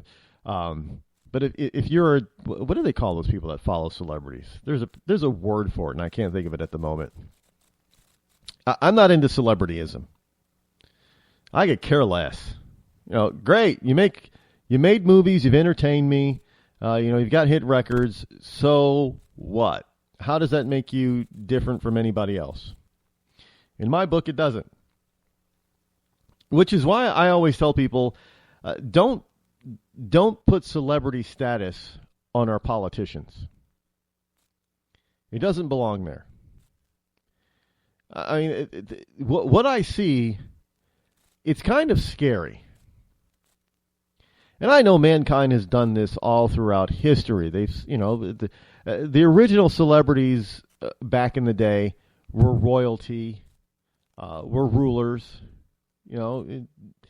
people of power. It wasn't, look, what do they used to call actors and singers? They used to call them bards. Remember that? Well, no, you don't remember that. But way back in the day, most of the time, bards, actors in Shakespeare's day, they were not highly thought of. They were not wealthy. It was rare to find a very well thought of entertainer. And it was rare for them to be people of means. Now, those who wrote plays and books, Shakespeare was quite comfortable and quite wealthy. That's a different story. But the people who actually did the singing and the acting and the dancing and the this and the that and the making you happy, they were not very highly regarded. This whole notion of celebrityism really started to come about in the early 20th century. People, sure, there were vaudevillians before then, but let's face it, the song and dance guy and woman of vaudeville, they were not royalty, so to speak. They were not treated as anywhere near the status of royalty. Some of them made a very good living. That is true. But that was rare. And then came along the moving picture, the motion picture, the movie. They were silent at first. And we started to see the rise of the studio and Hollywood. The studio, back in the 20s and 30s, put in motion that these people who were on their big silver screen were larger than life. And people bought into it. And so today we have these same people who are making $20, $30, $40, $50 million or more from it. What was I heard someplace, and I can't remember if this is the accurate number, but somewhere around the last, Johnny Depp with the last Pirates movie made $80 million, when all was said and done, with his salary plus his percentage of gross receipts and other stuff that were tied into the movie. He made $80 million off the last Pirates movie. $80 million. But that's okay. You get a banker or a CEO or an entrepreneur who earns $1 million, and oh my gosh, you would think that they just ripped off the entire universe. There's no possible way they could actually earn that kind of money. Oh, no. Businessman, you had to steal it from somebody. Somebody else had to lose in order for you to gain it. But one of the interesting things is that every time, even a liberal, when they start earning that kind of money, they don't think that they're stealing it. They think that they're earning it honestly because they're offering a service or a product that a lot of people want and are willing to pay for. And yet they'll still run around thinking that, rich people are bad. Well, hello, you're rich too. It's called self-loathing. I know there are black people out there that think black Republicans are self-loathing. No, let me tell you who really is self-loathing, because they feel so bad about earning money. But yet they feel so bad about earning money, but they don't stop earning that kind of money, do they? So they must not really feel all that bad. You think about it. Lady Gaga's running around out there talking about the rights for these people and the poor people this and the poor people that, but she's still making $20-30 million a year. So I guess she really doesn't feel all that bad. I don't see people like Sean Penn making movies for free. I don't see Sean Penn or any of the other liberal actors donating their entire salaries to the poor. So I guess they don't feel that bad about earning that kind of money. I don't see any of them saying, you know what, $20 million is too much. Man, I can't earn $20 million for a motion picture. That's insane. Why don't you split my salary up with all the people that produce this movie? From the graphers and the key grips and the sound man and the editor, and add to their salaries. Because they're not getting rich off those movies. Now, I've had people tell me, well, no, they're doing okay, Rod. They're really doing okay. Yeah, but they're not getting rich. They're not getting rich either. Let's see. 386, you're live on the Rod Eccles Show. Go. I just want to get everybody out for Donald Trump. Make America great again. I'm a veteran from the U.S. Army and the U.S. Navy.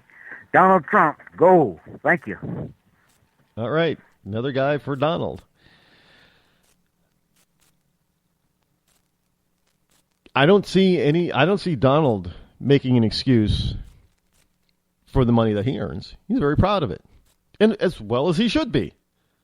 I am not going to disparage the Donald at all. Look, let me tell you something. Let me give you a little secret. I'm going to let you in on a little secret. I, like many people in this country, and all across the world, actually, I want to be rich. I want to be financially wealthy. Most people across the planet would say that. And whatever rich is in their country, that's what they want. I want to be a millionaire. Oh, hell, I want to be a billionaire. Hell, if I could, I'd like to be the world's first trillionaire. There's nothing wrong with it. As long as I can honestly gain it by offering a product and or a service that people are willing voluntarily to pay for. Now, see, we have people that get rich by actually stealing the money. And they steal it legally and illegally. Now, who's really stealing the money? How is it that you're maybe worth $100,000, less than $500,000, and you get elected to a national office and you go to Washington, D.C., and within 2 to 4 years, you're a multimillionaire? How did you do that on a salary of less than $200,000 a year? Now, these wonderful politicians do that over and over and over again.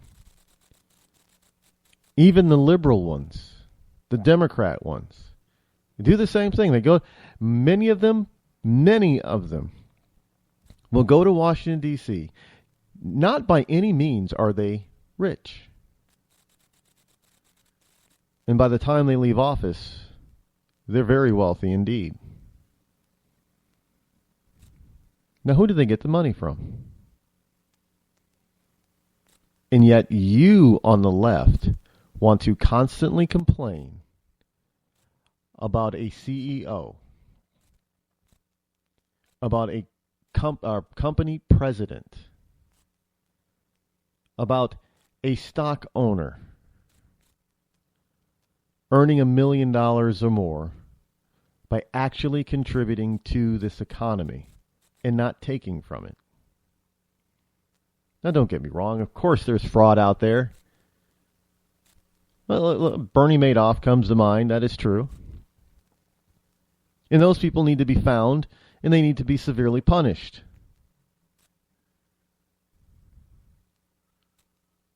But they're stealing. That's how they got it. There, frankly, Bernie Madoff is no different than a jewel thief, a burglar. You're stealing from people that trusted you with their hard-earned money. Now, you're probably saying, well, Rod, you don't trust a jewelry thief. Well, yeah, you do. You trust other human beings not to take your stuff. Of course, you take precautions because you know that there are bad people out there who are trying to rip you off, but you trust other people enough not to take your stuff. That's why you have it. Believe it or not, if you didn't trust anybody, you wouldn't own anything. You wouldn't own a car. You wouldn't own a bicycle. You wouldn't own a TV, a computer. But even though you know that there are bad people out there, you trust humans enough that you think that you can be safe in your life, having your own possessions, and building your own personal net worth. And yet you're going to go out and vote for somebody who's willingly, openly stealing from you. But you're going to focus your anger and your hatred towards a CEO who isn't stealing from you. And even then, you're going to be very, very picky about who you dislike. You know, you're going to hate the Koch brothers, but you're going to love Steve Jobs and Tim Cook. Why? You're going to hate the Koch brothers. You know, you're going to hate T. Boone Pickens, but you're going to love George Soros. Why? Frankly, some of the people that you love the most take the most from people. I mean, you're gonna go out there and love, you know, Sean Penn. You're gonna love Tom Cruise. I mean, for all intents and purposes, the guy's a kind of a certifiable nut job. But here's a guy who's making $20, $30 million, and most of his movies really aren't that good. Well, you know, I guess he makes enough money, but you're willing to spend $15, $20 on a ticket to go to the movies to help pay his $20 or $30 million salary. But the CEO of the company that you work for that provides jobs to hundreds, if not thousands of people, you are going to hate because his salary last year was reported at $1.5 million. Why? Ask yourself, why? I'm going to tell you why. You see, because most of us cannot ever think of ourselves as being on the big screen earning $20 million. Most of us don't look at ourselves as having the talent to be that kind of an actor or that kind of a musician. We don't have that talent. That's what we believe in ourselves. We do not have that. We cannot picture ourselves because we think we do not have that talent. However, when it comes to our jobs, everybody goes into work thinking that they're smarter than their boss. And yet, they're not making what their boss is making. If you thought for an instant that you had more talent than Tom Cruise, you would be clamoring and claiming that Tom was a thief and that he shouldn't earn that kind of money, that you should be earning more because you deserve it. Because you have just as much talent or smarts and you think that you're probably better. But that's not the case when it comes to entertainment. But when you go into a business world, you go into the office every day or to the factory every day, you think you're smarter than your boss. And because you think you're so smart and that you're smarter than your boss, you get incensed that they're making more money than you. And then, of course, you grandize yourself by saying, I do all the work, or we down here at the bottom, we do all the work. Let me tell you something. I don't care if you're on the factory floor or if you're in the cubicle. You're not doing all the work. There's a hell of a lot that goes into a company. And everyone has their job to do. And there really isn't a particular position in a corporation that is more important than another. There isn't one that really does even more work than another. Sure, you're on the factory floor. You do a lot of physical labor. More so than the office worker. Absolutely. But let me tell you something. That office worker is probably putting in more hours than you. In the mental capacity that they have to expend on a daily basis is far more than the factory worker who's doing repetitive work every day for 8 hours. You think the CEO works 9 to 5?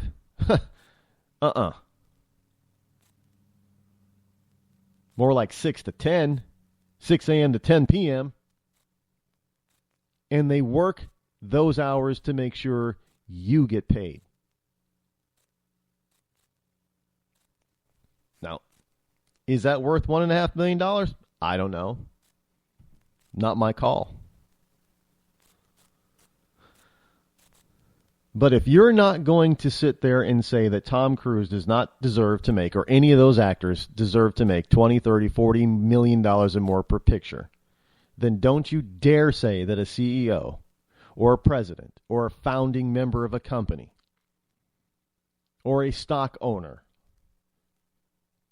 isn't worth the $1, $2, or $3 million that they get.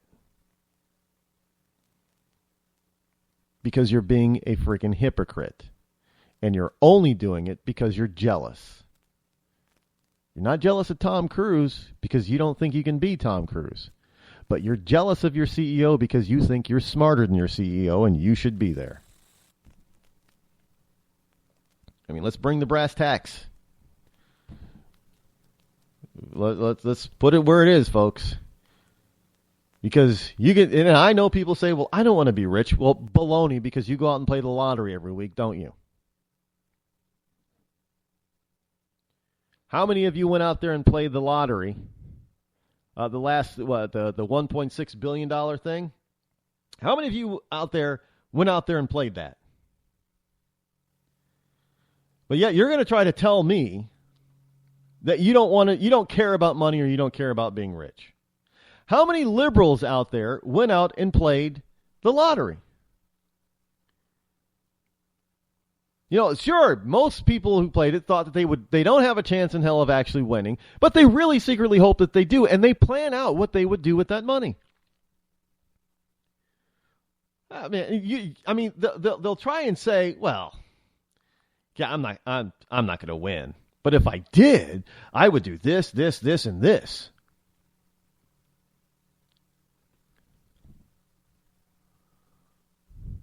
How many liberals are out there playing?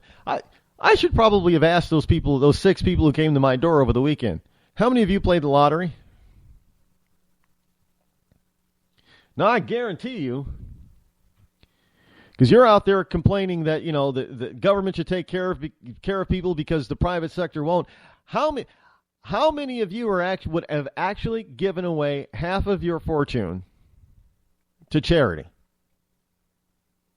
I don't see many lottery winners doing that.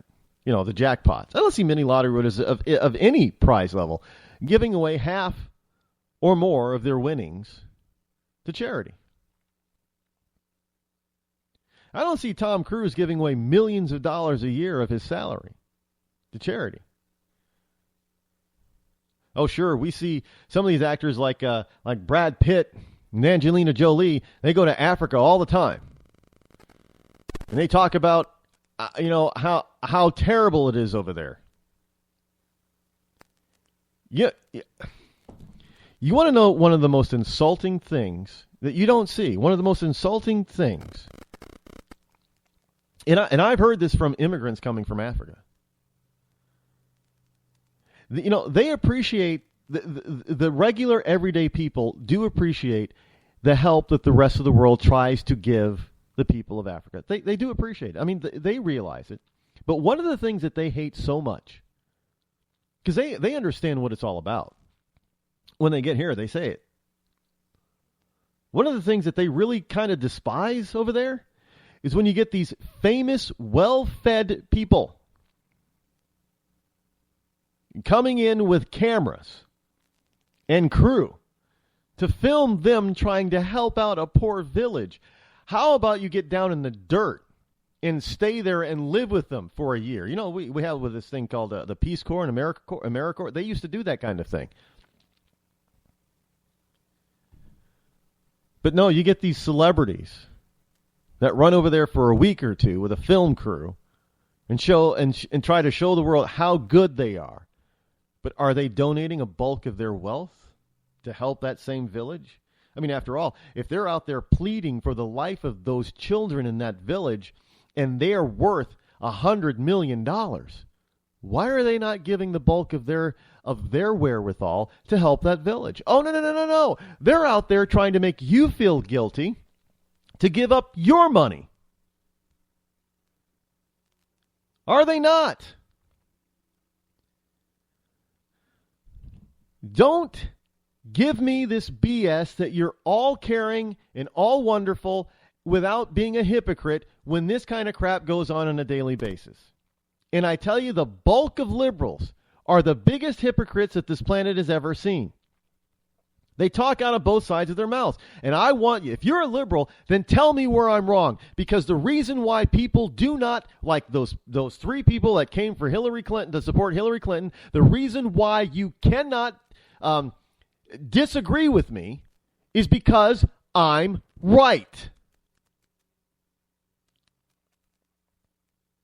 You are more willing to take somebody else's money out of their pocket so you feel better. To me, that's kind of selfish. And you are going to try to hide that and say, taxes, Bernie Sanders. Pay your fair share. How about you pay your fair share for the efforts and beliefs that you say you believe in? You want everybody to have health care? Why don't you start an insurance company then? You can do it if you really want to. Start an insurance company and help everybody that you think possibly cannot afford to have their own health insurance or health care. Help them. If you think everybody needs to be fed, look at Samaritan's Purse. Start a foundation. Help people get fed. In other words, put your damn money where your damn mouth is and leave everybody else alone, you hypocrite. Give a man a fish and you feed him for a day. Sign him up for the Box of Bait Club and he'll never be hungry again. The Box of Bait Club is a brand new dream come true for every fisherman. Something new and different in your tackle box every month. Every month, another excuse to get outside and do what you love. Don't let this one get away. The Box of Bait Club is currently accepting a limited number of pre-orders with subscriptions starting at $39.95 per month. Find out more now. Log on to boxofbaitclub.com. I'm just so happy my father had a chance to see his kids before he passed. I just want to say thank you. When her father fell ill, the American Red Cross was able to help get Veronica's brother home from the Navy to speak to his father one last time. It's thanks to your donations that we can connect military families when they need it most. Please donate today at redcross.org.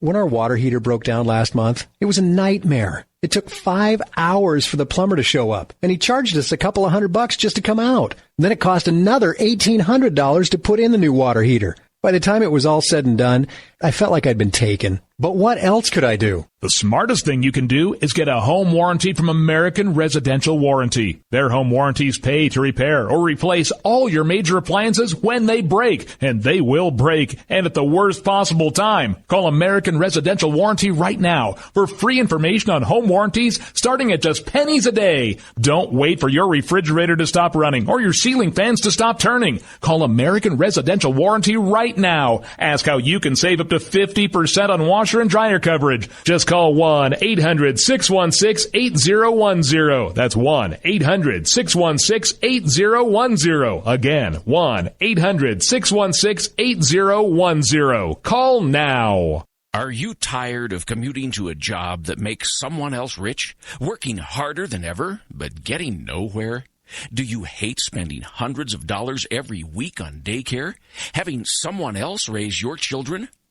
With our opportunities, you can start earning money as soon as next week.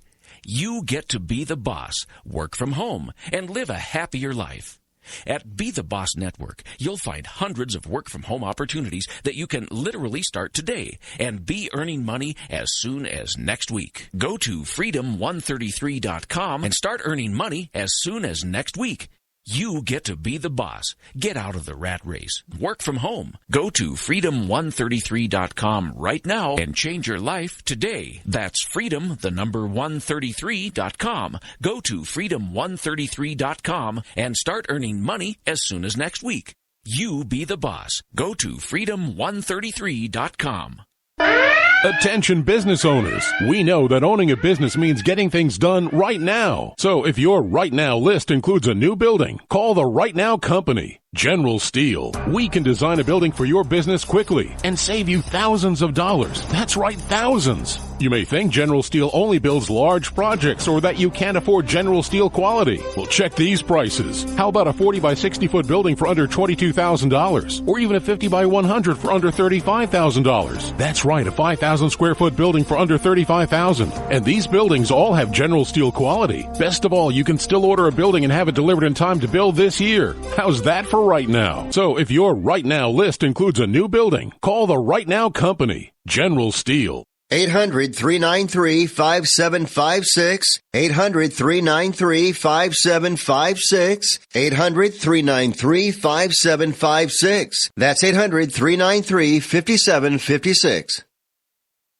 Tired of paying outrageous prices for Viagra? Well, we have great news for you. Now you can finally get Viagra at huge discounts. Healthy Man allows you to save up to $500 on Viagra. Why pay U.S. pharmacy prices of $15 per pill or more when you can get Viagra for less than $3 a pill? Call today and get 40 Viagra pills for only $99. This can cost as much as $600 at your local pharmacy. You can't afford not to call us. If you want Viagra at the lowest prices, never pay $15 a pill pharmacy prices again. Get Viagra for less than $3 a pill. Call 800-595-2614 today and save up to $500 and get 40 pills for just $99. Healthy Man is fast, easy, and affordable. Operators are waiting at 595-2614 to take your call now. Call 800-595-2614. That's 800-595-2614. Again, 800-595-2614. Boy, man, I had a rough night's sleep. Boy, I got a letter from the IRS yesterday, and I just couldn't sleep. Man, I'm dying here. Somebody help me. IRS problems affect more than just your finances. If you're ready to take back control of your life and you owe more than $10,000, you need to call the tax doctor. Their expert staff can immediately protect you from the IRS and state collectors and get you the best possible tax settlement guaranteed. The IRS has recently released new programs geared in helping struggling taxpayers, where you may qualify to settle your tax debt and wipe out up to 85% or more of what you currently owe. If you owe $10,000 or more in back taxes, call the tax doctor right now. See if you qualify to pay less. 800-989-1694. 800-989-1694. 800-989-1694. Again, 800-989-1694. Zinc Media. Feel the power of knowledge.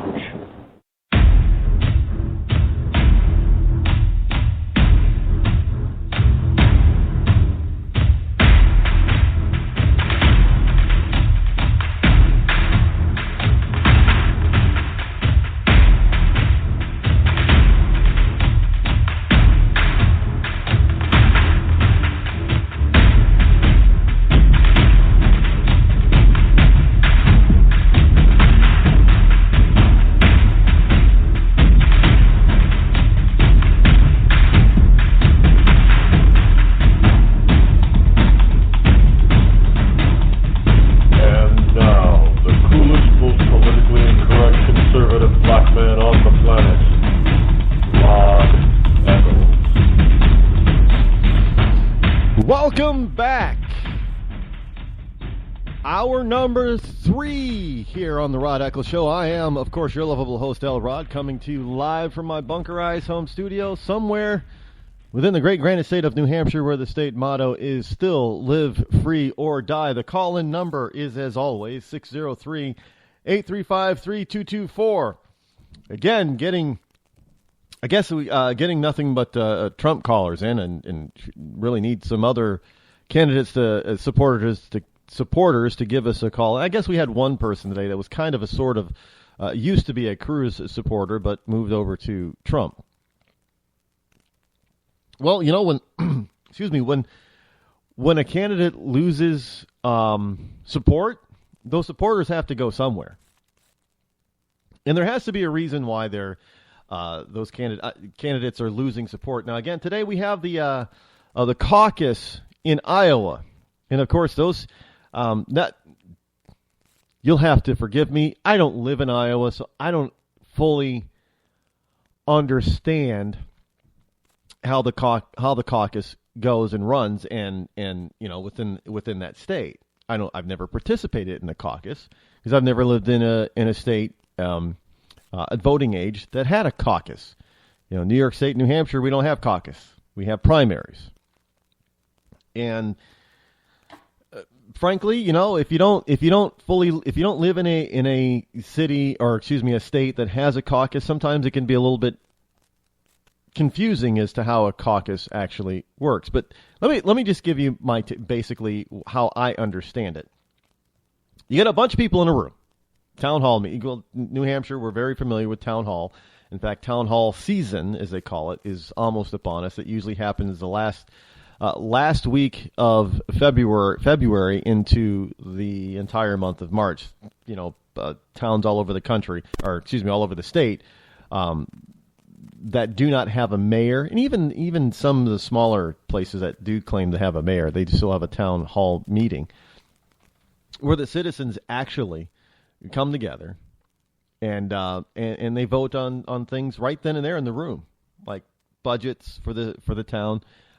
So pretty much, from what my understanding, a caucus works a lot like a town hall meeting here in New Hampshire, where there aren't ballots that are cast, so to speak, but basically those people who are residents, and trust me, if you live in a small enough town, everybody knows who lives there. So if you can't walk into a town hall meeting if you don't live in that town and expect to be able to vote, because people will figure you out pretty darn quick.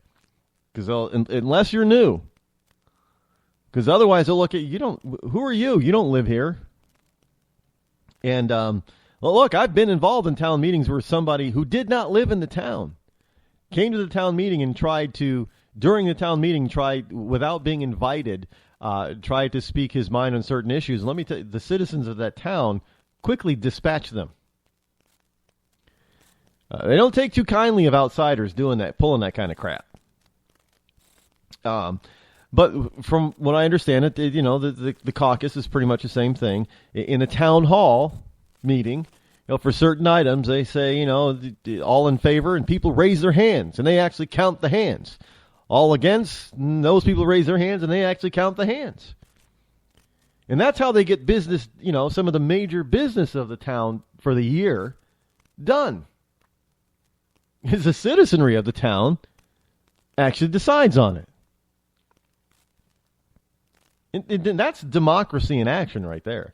And you can probably say, well, what about the protections for the minority? Well, you know what? Don't live in that town if you don't like the way the citizens vote.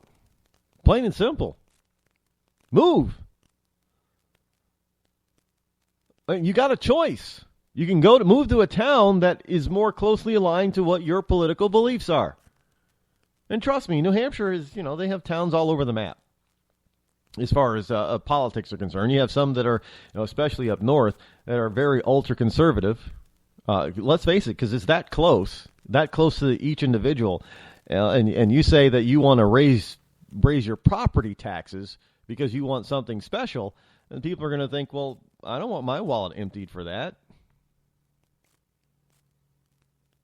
But then the next town over, the bordering town, they may already have that or like that idea and are willing to pay for it. So move there if that's what you want.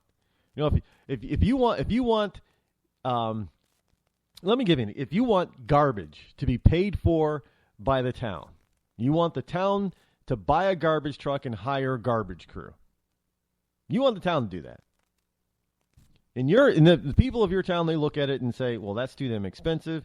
We kind of like the way we're doing it now, where everybody has to, get their own private garbage contractor. Leave it that way. But you insist that you want the city or the town to pick up your trash for you and take it out of your taxes. Well, move to the city that has it. Because the majority of the people in your town do not want that. And just as you might say, well, I have a right to have this, they also have a right not to have it. You may say, well, I have a right to have health care. Great, pay for it. But everybody else has the right to decide if they want, health insurance. You can say you have a right to have health insurance. Well, everybody else has the same right. And they have a right to decide what kind of health insurance that they have, if indeed they want it.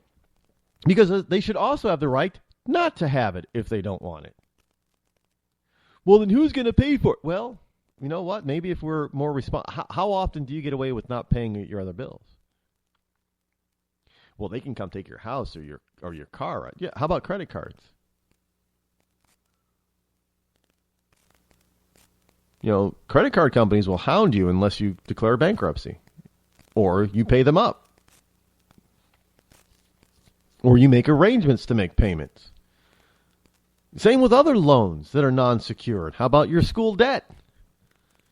You know, college loans. They will hound you until you die until you pay it off. Pay your bills. If you get sick, and yes, there are some diseases out there that cost an arm and a leg to get cured. I get it. Then there are other ways that you can seek assistance. You can ask for help if you don't have health. There are many other ways to take care of you, instead of stealing out of the pockets of your fellow citizens because you demand to be taken care of. And not only that, liberals often demand to be taken care of in the manner in which they want to be taken care of. You know, it's kind of like you give people those the food stamp card, and some liberals have a fit when you try to limit what people can buy with it.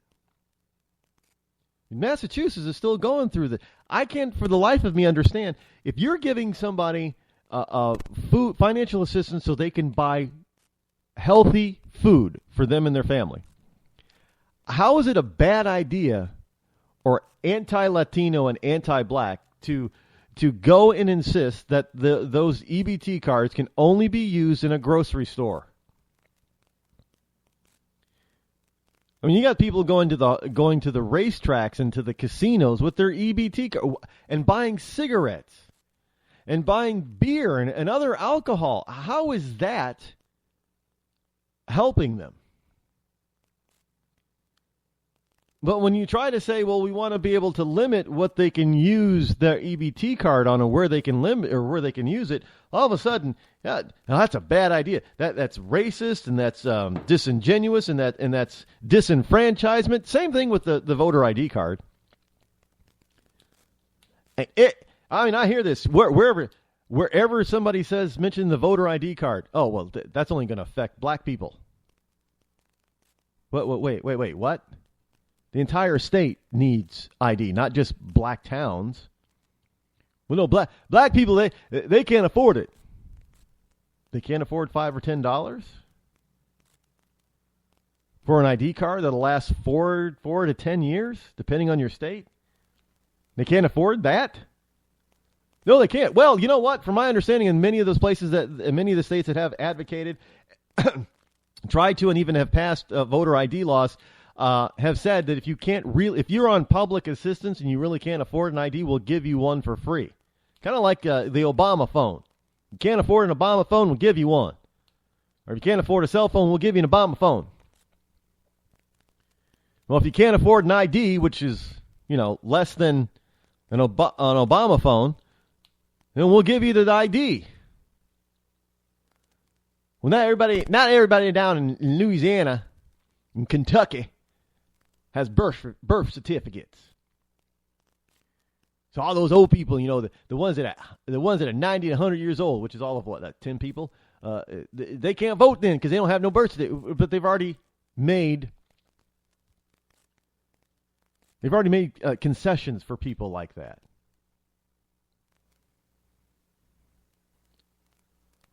But then it's, well, you got all these poor black folk down there. They can't get to the polling place. They can't get to the place where they got ID. In fact, you got some states that they're getting rid of places where they can get an ID. Yeah, and those states have also said, if you can't come to them, they'll come to you.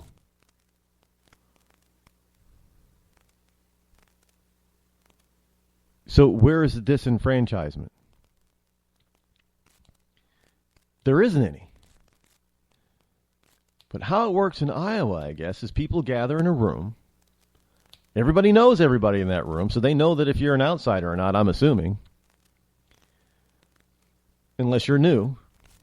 And they probably question to death anybody who they don't recognize. I know I would.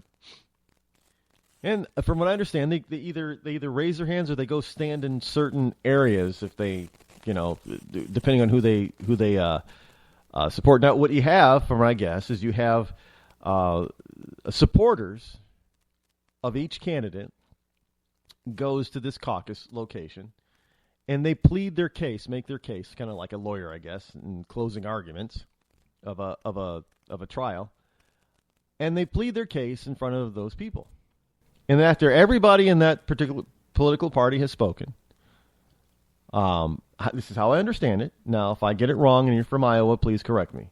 After everybody has spoken, then they say, okay, now it's time to make your decision. And could we please have people, raise their hands for this person? Or, I guess to make sure that people don't vote more than once, okay, you got Bush over in the far right corner.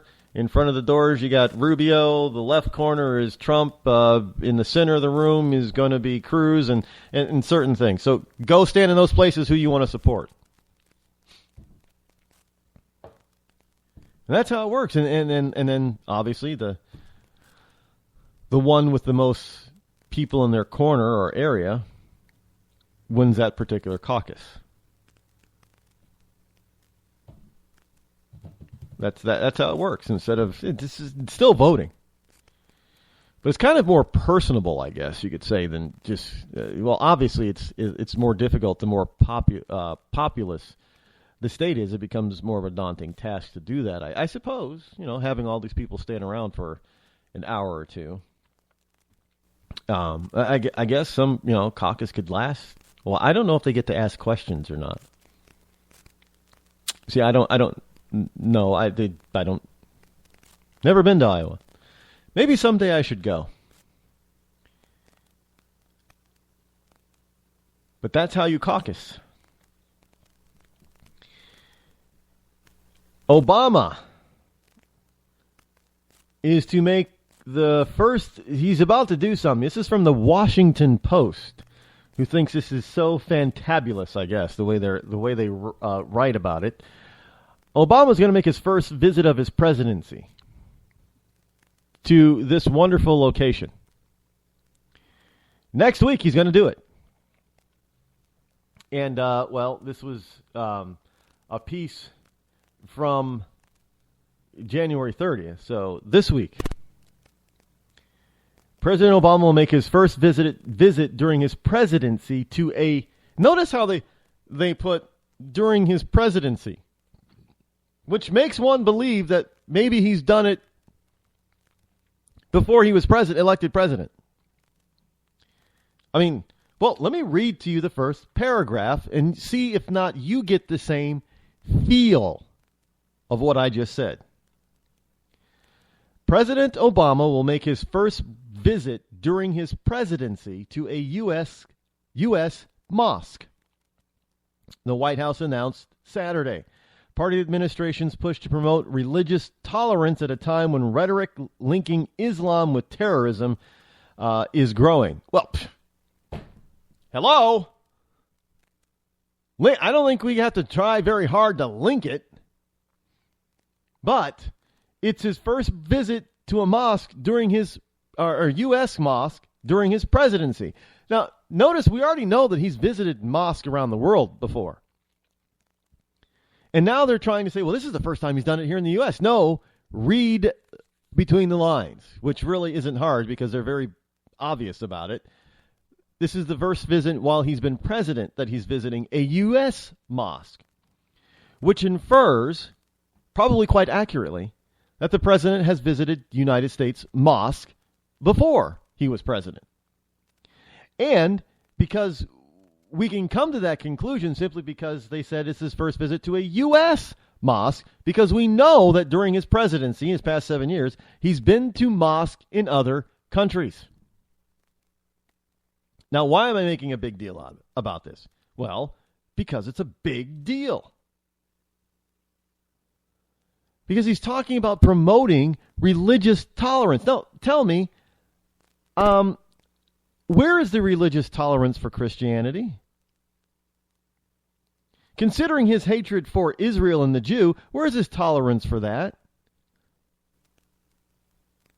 We've got story after story after story after story in public schools, kids being taught the Quran, but they can't say the name Jesus. Where is the tolerance for that? Oh, we just have to be tolerant for Islam because Islam is getting a bad rap because of its links to terrorism. Well, I don't know how many Christian groups or how many Christians are running around the entire world blowing up buildings, shooting people, beheading people. How many? Look, the mainstream media would be more than happy to tell you all about the evil deeds of Christians if they actually existed. You know, every time they talk about how bad Christianity is, they always go back to things like the Spanish Inquisition. That was a short period of time in Christian history. It was bad, it was awful, and then it stopped. It got stopped, not by others, but by not by outside interests or outside groups, but by other Christians. We've been having these same atrocities go on in Islam just about since its founding. And I don't see any Islamic groups, other Islamic sects, if you will, or denominations, standing up to try to stop them.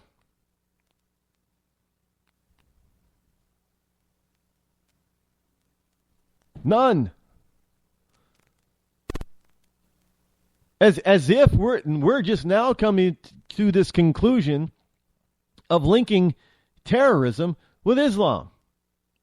Well, history tells us that our country has had a very long history of problems with Islam.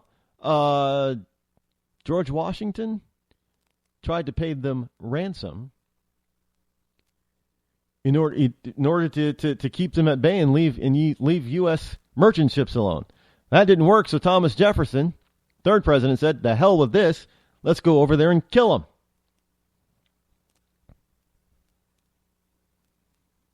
And that's what he did.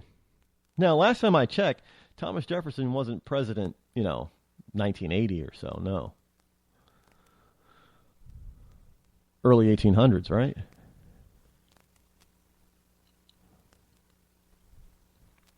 So what, 200 years ago? Thomas Jefferson had an issue. Our presidents had an issue 200 years ago with these people. And 200 years ago, over 200 years ago, Thomas Jefferson said, "Go over there, kill them, over there." Because of what they were trying to do over here. And you got a president running around talking about, well, we need to promote religious tolerance with Islam, while you're not promoting religious tolerance for Christianity, for Judaism, for Buddhism, for Sikhism, for Hinduism, only for Islam.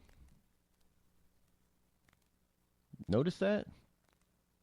And you on the left wonder why some people, moderates and to conservatives, consider Obama to be a Muslim. When you have a person who favors one religion over all the others, especially when they're supposed to be neutral, when you say they're supposed to be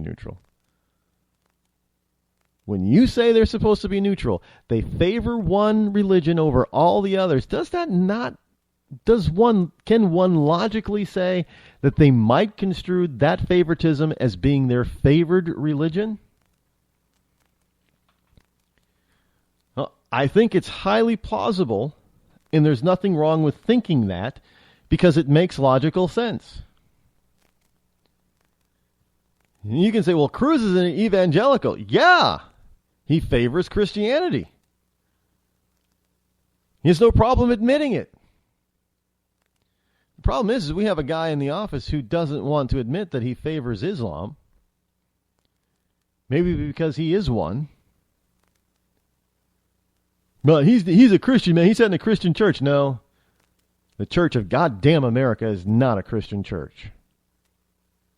It preaches black liberation theology, which is a tenet of the Nation of Islam, which is what?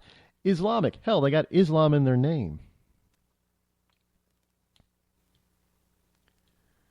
Black liberation theology is not Christian. Therefore, if you're going to go by the president sat in the pews for 20 years listening to a black liberation theology preacher, you've got the wrong idea of thinking that this man is a Christian then. And indeed, what Jeremiah Wright preached in his church has more in common with the Nation of Islam, Islamic, than it did with Christianity.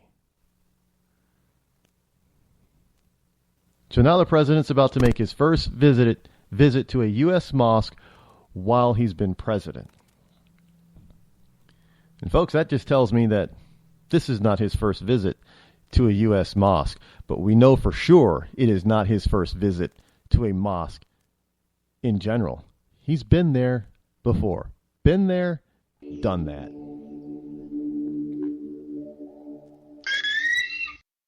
Your credit score is a joke, and you're too embarrassed to let anyone know your 3-digit score. Sucks to be you, but it doesn't have to. Delete all those unsightly derogatory items, collections, charge-offs, repossessions, judgments, tax liens, bankruptcies, and foreclosures. To turbo boost your credit scores, call 888-541-5571 or visit us at 700creditnow.com. You've heard the old adage, cash is king.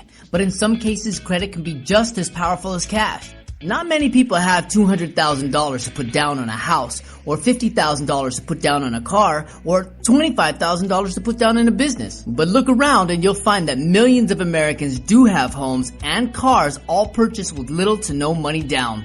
To turbo boost your credit scores, call 888-541-5571. Again, that's 888-541-5571. Or visit us at www.700creditnow.com. When you're ready to take the edge off a hectic day, I suggest you start with a little music from Franz Black. I guess there's lots of ways to look at things that don't seem right. No Worries has just been released on iTunes and Amazon. It's gonna be alright. You can find Friends Black and his music on his website, friendsblack.com. F-R-A-N-Z black.com. It's gonna be alright. When our water heater broke down last month, it was a nightmare. It took 5 hours for the plumber to show up, and he charged us a couple of $100 just to come out. And then it cost another $1,800 to put in the new water heater. By the time it was all said and done, I felt like I'd been taken. But what else could I do? The smartest thing you can do is get a home warranty from American Residential Warranty. Their home warranties pay to repair or replace all your major appliances when they break, and they will break, and at the worst possible time. Call American Residential Warranty right now for free information on home warranties starting at just pennies a day. Don't wait for your refrigerator to stop running or your ceiling fans to stop turning. Call American Residential Warranty right now. Ask how you can save up to 50% on washer and dryer coverage. Just call 1-800-616-8010. That's 1-800-616-8010. Again, 1-800-616-8010. Call now. Did you ever look at the stains in your coffee cup and then realize that's exactly what happens to your teeth? Power Swabs is the 5-minute solution to get your teeth white without visiting the dentist. This is Ben Gordon with Power Swabs, and if your teeth are stained from coffee, tea, or smoking, all it takes is 5 minutes with Power Swabs. In 5 minutes, you'll see an average of 2 shades whiter teeth, and in 7 days, 6 shades. It's clinically proven to whiten natural teeth as well as caps and veneers. The secret is a tooth detergent that was developed by Dr. Martin Ginniger that lifts stains off of your teeth. Best of all, there's no messy strips or trays that you have to leave in your mouth for an hour. Just swab your teeth for 5 minutes and you're done. To try Power Swabs risk-free, call 1-800-291-5140. That's 1-800-291-5140. I guarantee your bright white smile will have your friends talking about how great you look. Try it risk-free today. 1-800-291-5140. That's 1-800-291-5140. Tired of paying outrageous prices for Viagra? Well, we have great news for you. Now you can finally get Viagra at huge discounts. Healthy Man allows you to save up to $500 on Viagra. Why pay U.S. pharmacy prices of $15 per pill or more when you can get Viagra for less than $3 a pill? Call today and get 40 Viagra pills for only $99. This can cost as much as $600 at your local pharmacy. You can't afford not to call us. If you want Viagra at the lowest prices, never pay $15 a pill pharmacy prices again. Get Viagra for less than $3 a pill. Call 800-595-2614 today and save up to $500 and get 40 pills for just $99. Healthy Man is fast, easy, and affordable. Operators are waiting at 595-2614 to take your call now. Call 800-595-2614. That's 800-595-2614. Again, 800-595-2614. Bring the rain.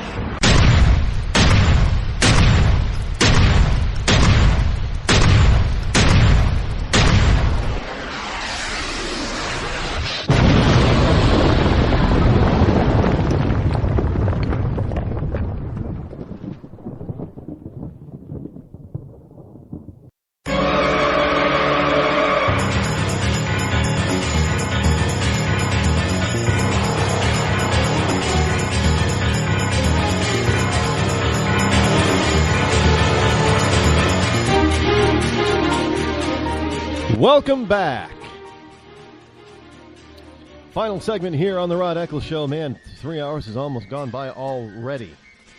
603-835-3224 is the number to call if you wish to join me here live. From bigstory.ap.org, which is part of Associated Press, AP, Minnesota groups seek money to keep youths. That's right, I said Utes. The youths from extremism.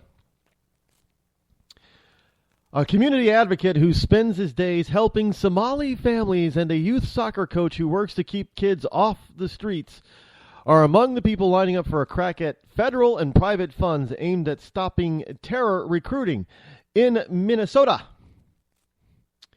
Friday was a deadline for applicants to request roughly $400,000 in money being administered by a nonprofit entity as part of Minnesota's efforts to stamp out violent extremism. Now, the program is part of a 3-city pilot project, which includes Boston and Los Angeles, launched more than a year ago by the Obama administration.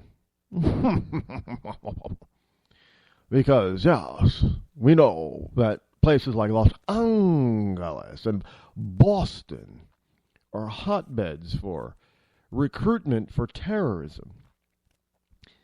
Now, the Minneapolis program called Building Community Resilience. Gotta love these names. Building Community Resilience focuses on the state's large Somali community. By the way, if you're not familiar with the Somali thing, and if it sounds familiar, think pirates. Yeah, Somali pirates. Yeah, you know that movie that Tom Cruise was in about a real life happening a few years back? Yeah, the Somali pirates. Those Somali pirates. Not saying that everybody who's a Somali is a pirate, because they're not. But its focuses on the state's large Somali community, which has been fertile ground for terrorism recruiters. More than 22 men have left the state since 2007 to join al-Shabaab in Somalia. And roughly a dozen or so have left in recent years to join militants in Syria. So you're looking at roughly 40 people, 40 men, 40 young men have in the state of Minnesota have gone off to join forces against the United States. And a good majority of those 40 or so are Somali. Now, folks, see, look, the Tsarnaev brothers were refugees. No, Ron, they were not. Their parents were. Well, they were refugee children. Because they weren't born here. They were born over there. So here's the problem. Because we like to think that we're so good-hearted, so big-hearted, so good-natured as a nation, that we are willing to accept people who we know are diametrically opposed to our way of life. I mean, that just does not make any logical sense. You cannot have people whose whole existence is something that is not similar to your existence.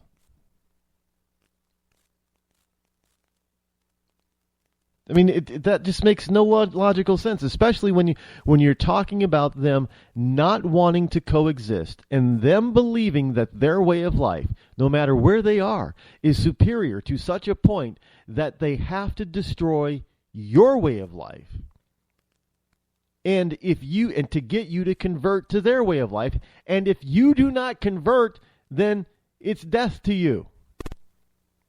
I don't know how much more clear we have to be about that. Look, the only major religion on this planet that says convert or die is Islam.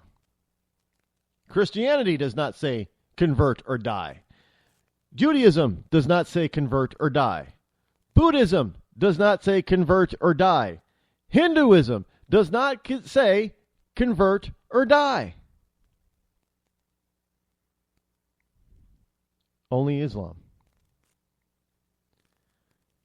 Out of the world's 5 biggest, most important religions on this planet, yeah, I said most important because they're the biggest. They have the most influence.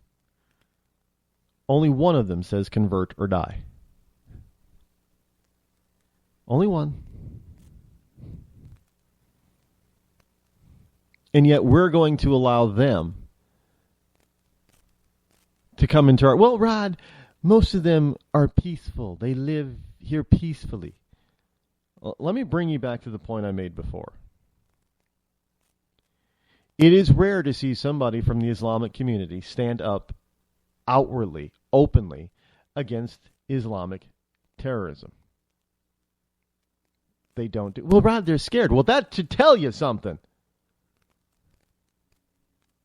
If ordinary supposed peace-loving people are scared to be peace-loving and thus stay silent, well, then their silence is capitulation for the violence.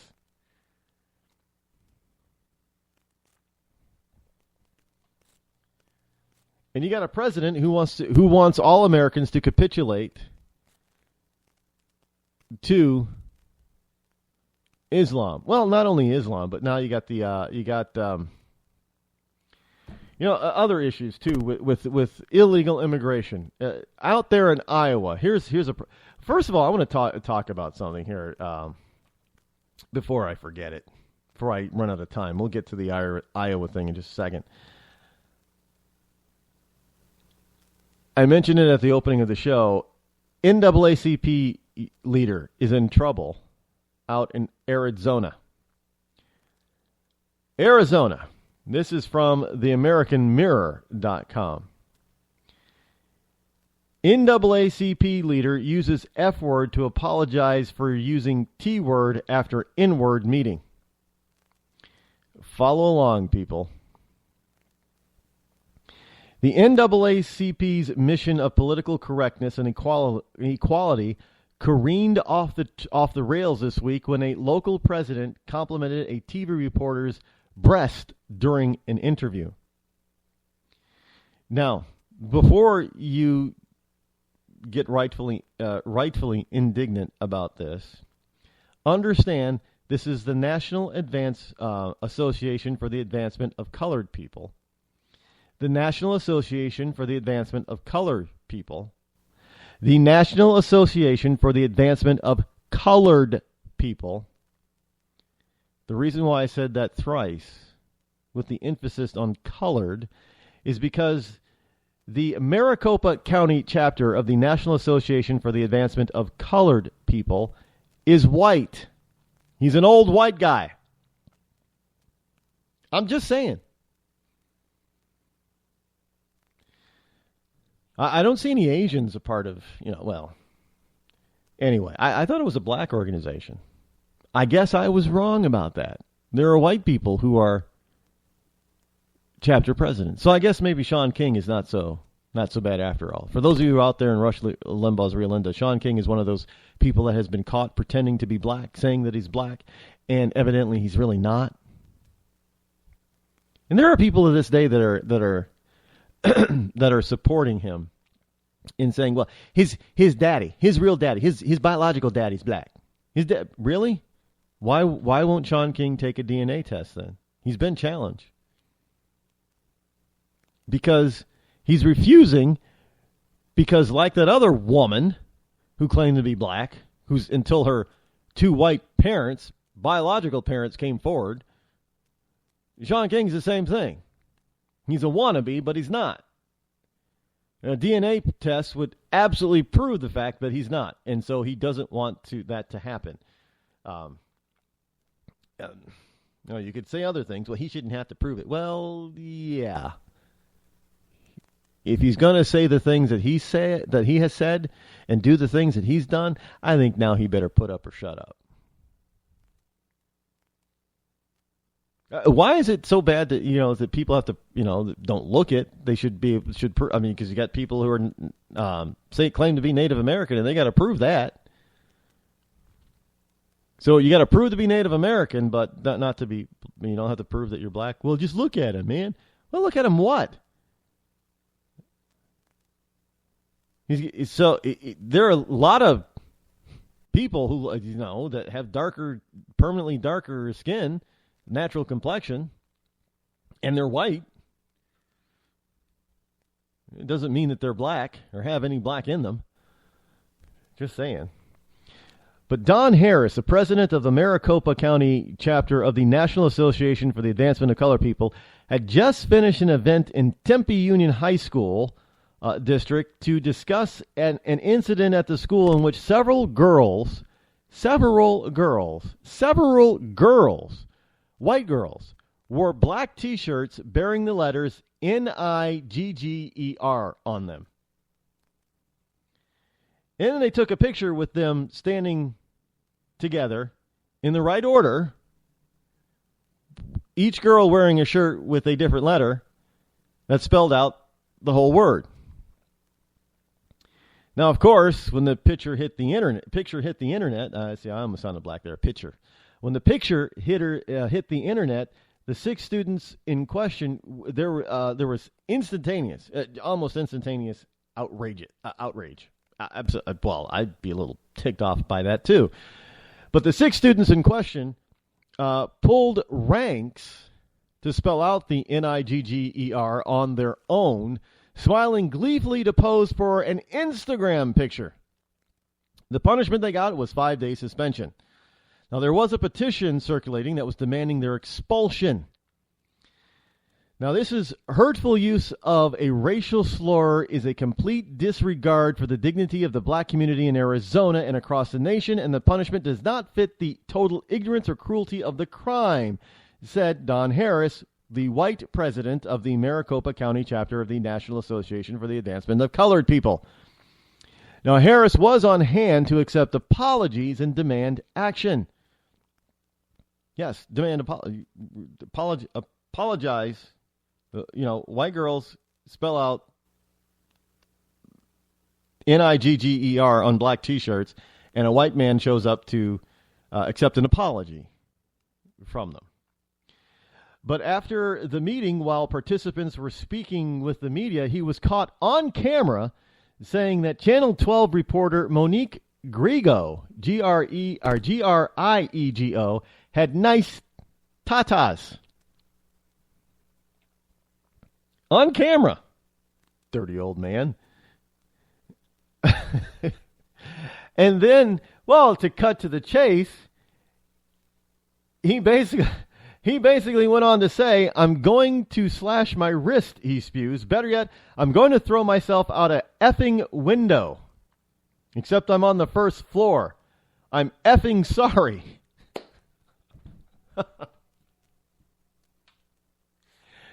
He's effing sorry for saying that a TV reporter had on camera had nice tatas, but that's not the word that he used. And but it was because he was being interviewed for appearing at and being there to accept apologies for students spelling out, not saying, but spelling out the N-word. So this old white NAACP leader ends up using the F word to apologize for using the T word after the N word was spelled out and there was a meeting held to garner apologies. You can't make this stuff up, folks. You just can't. I mean, it just... See, well, the whole notion I said earlier about hypocrites, well, this guy is prime example. Because if he was really all that inclusive, all that caring, all that thoughtful, all that liberal, why the hell would he use the T word and then the F-bomb while apologizing for using the Tata word? While being a white man, garnering apologies for white girls spelling out the N-word in an Instagram picture.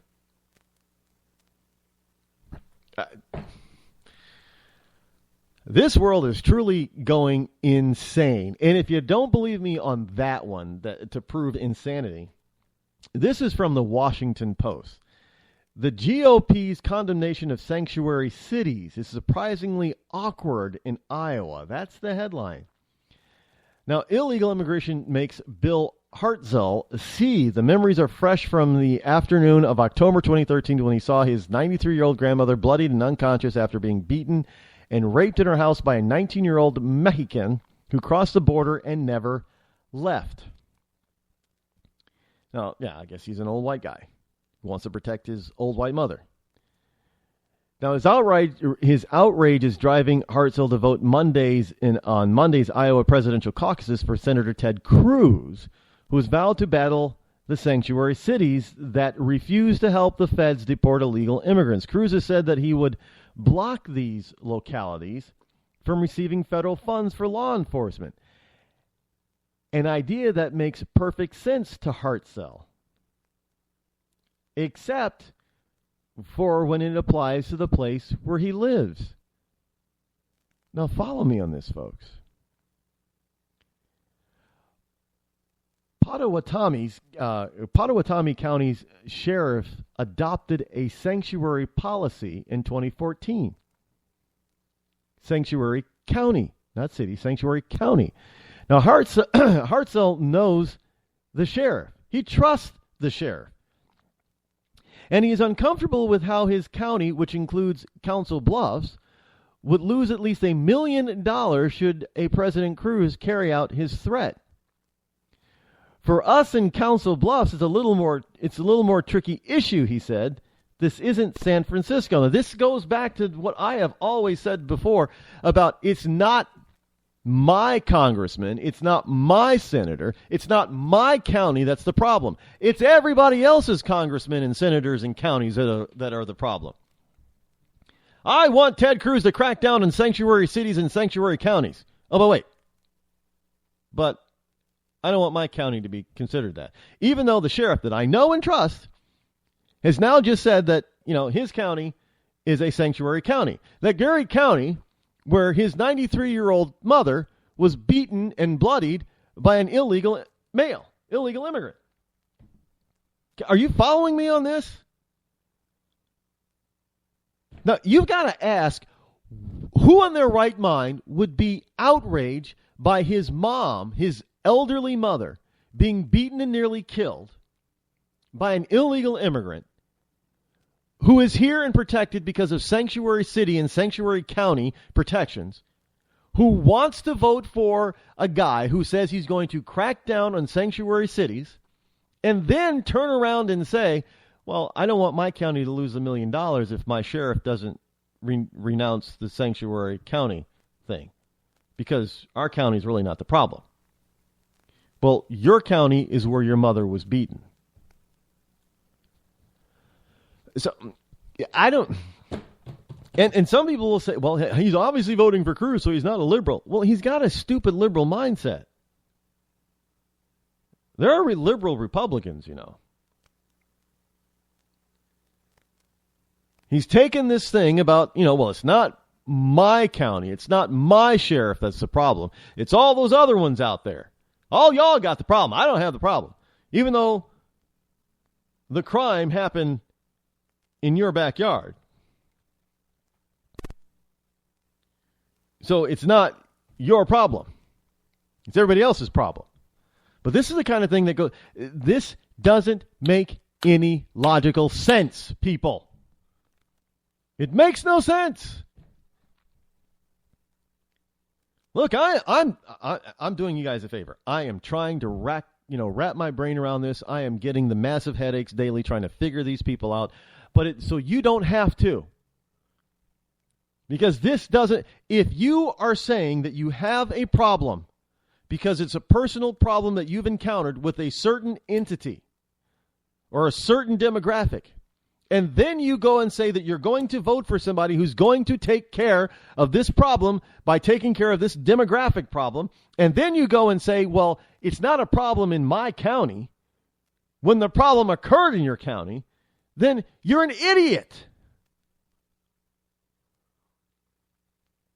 How do you justify this? Mr. Hartzell, how do you justify this type of doublespeak? By the way, he's a guy that he's probably 60 years old. He's got a 93-year-old mom, so he's probably 60 years old or so. He's got an earring. Pierced ear. Just saying. I know that doesn't mean that you're automatically liberal, but just saying.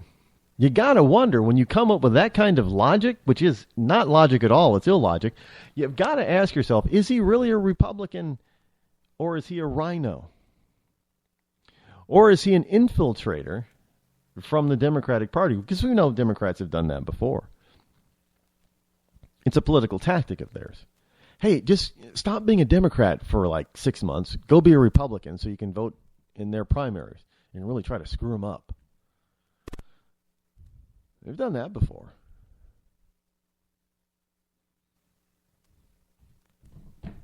I mean, I don't know what it's just this whole notion that it's somebody else's fault. My problem is somebody else's fault. That's what it is. By saying that his county is going to lose and that he doesn't think that his county is a problem, he's saying it's somebody else's fault.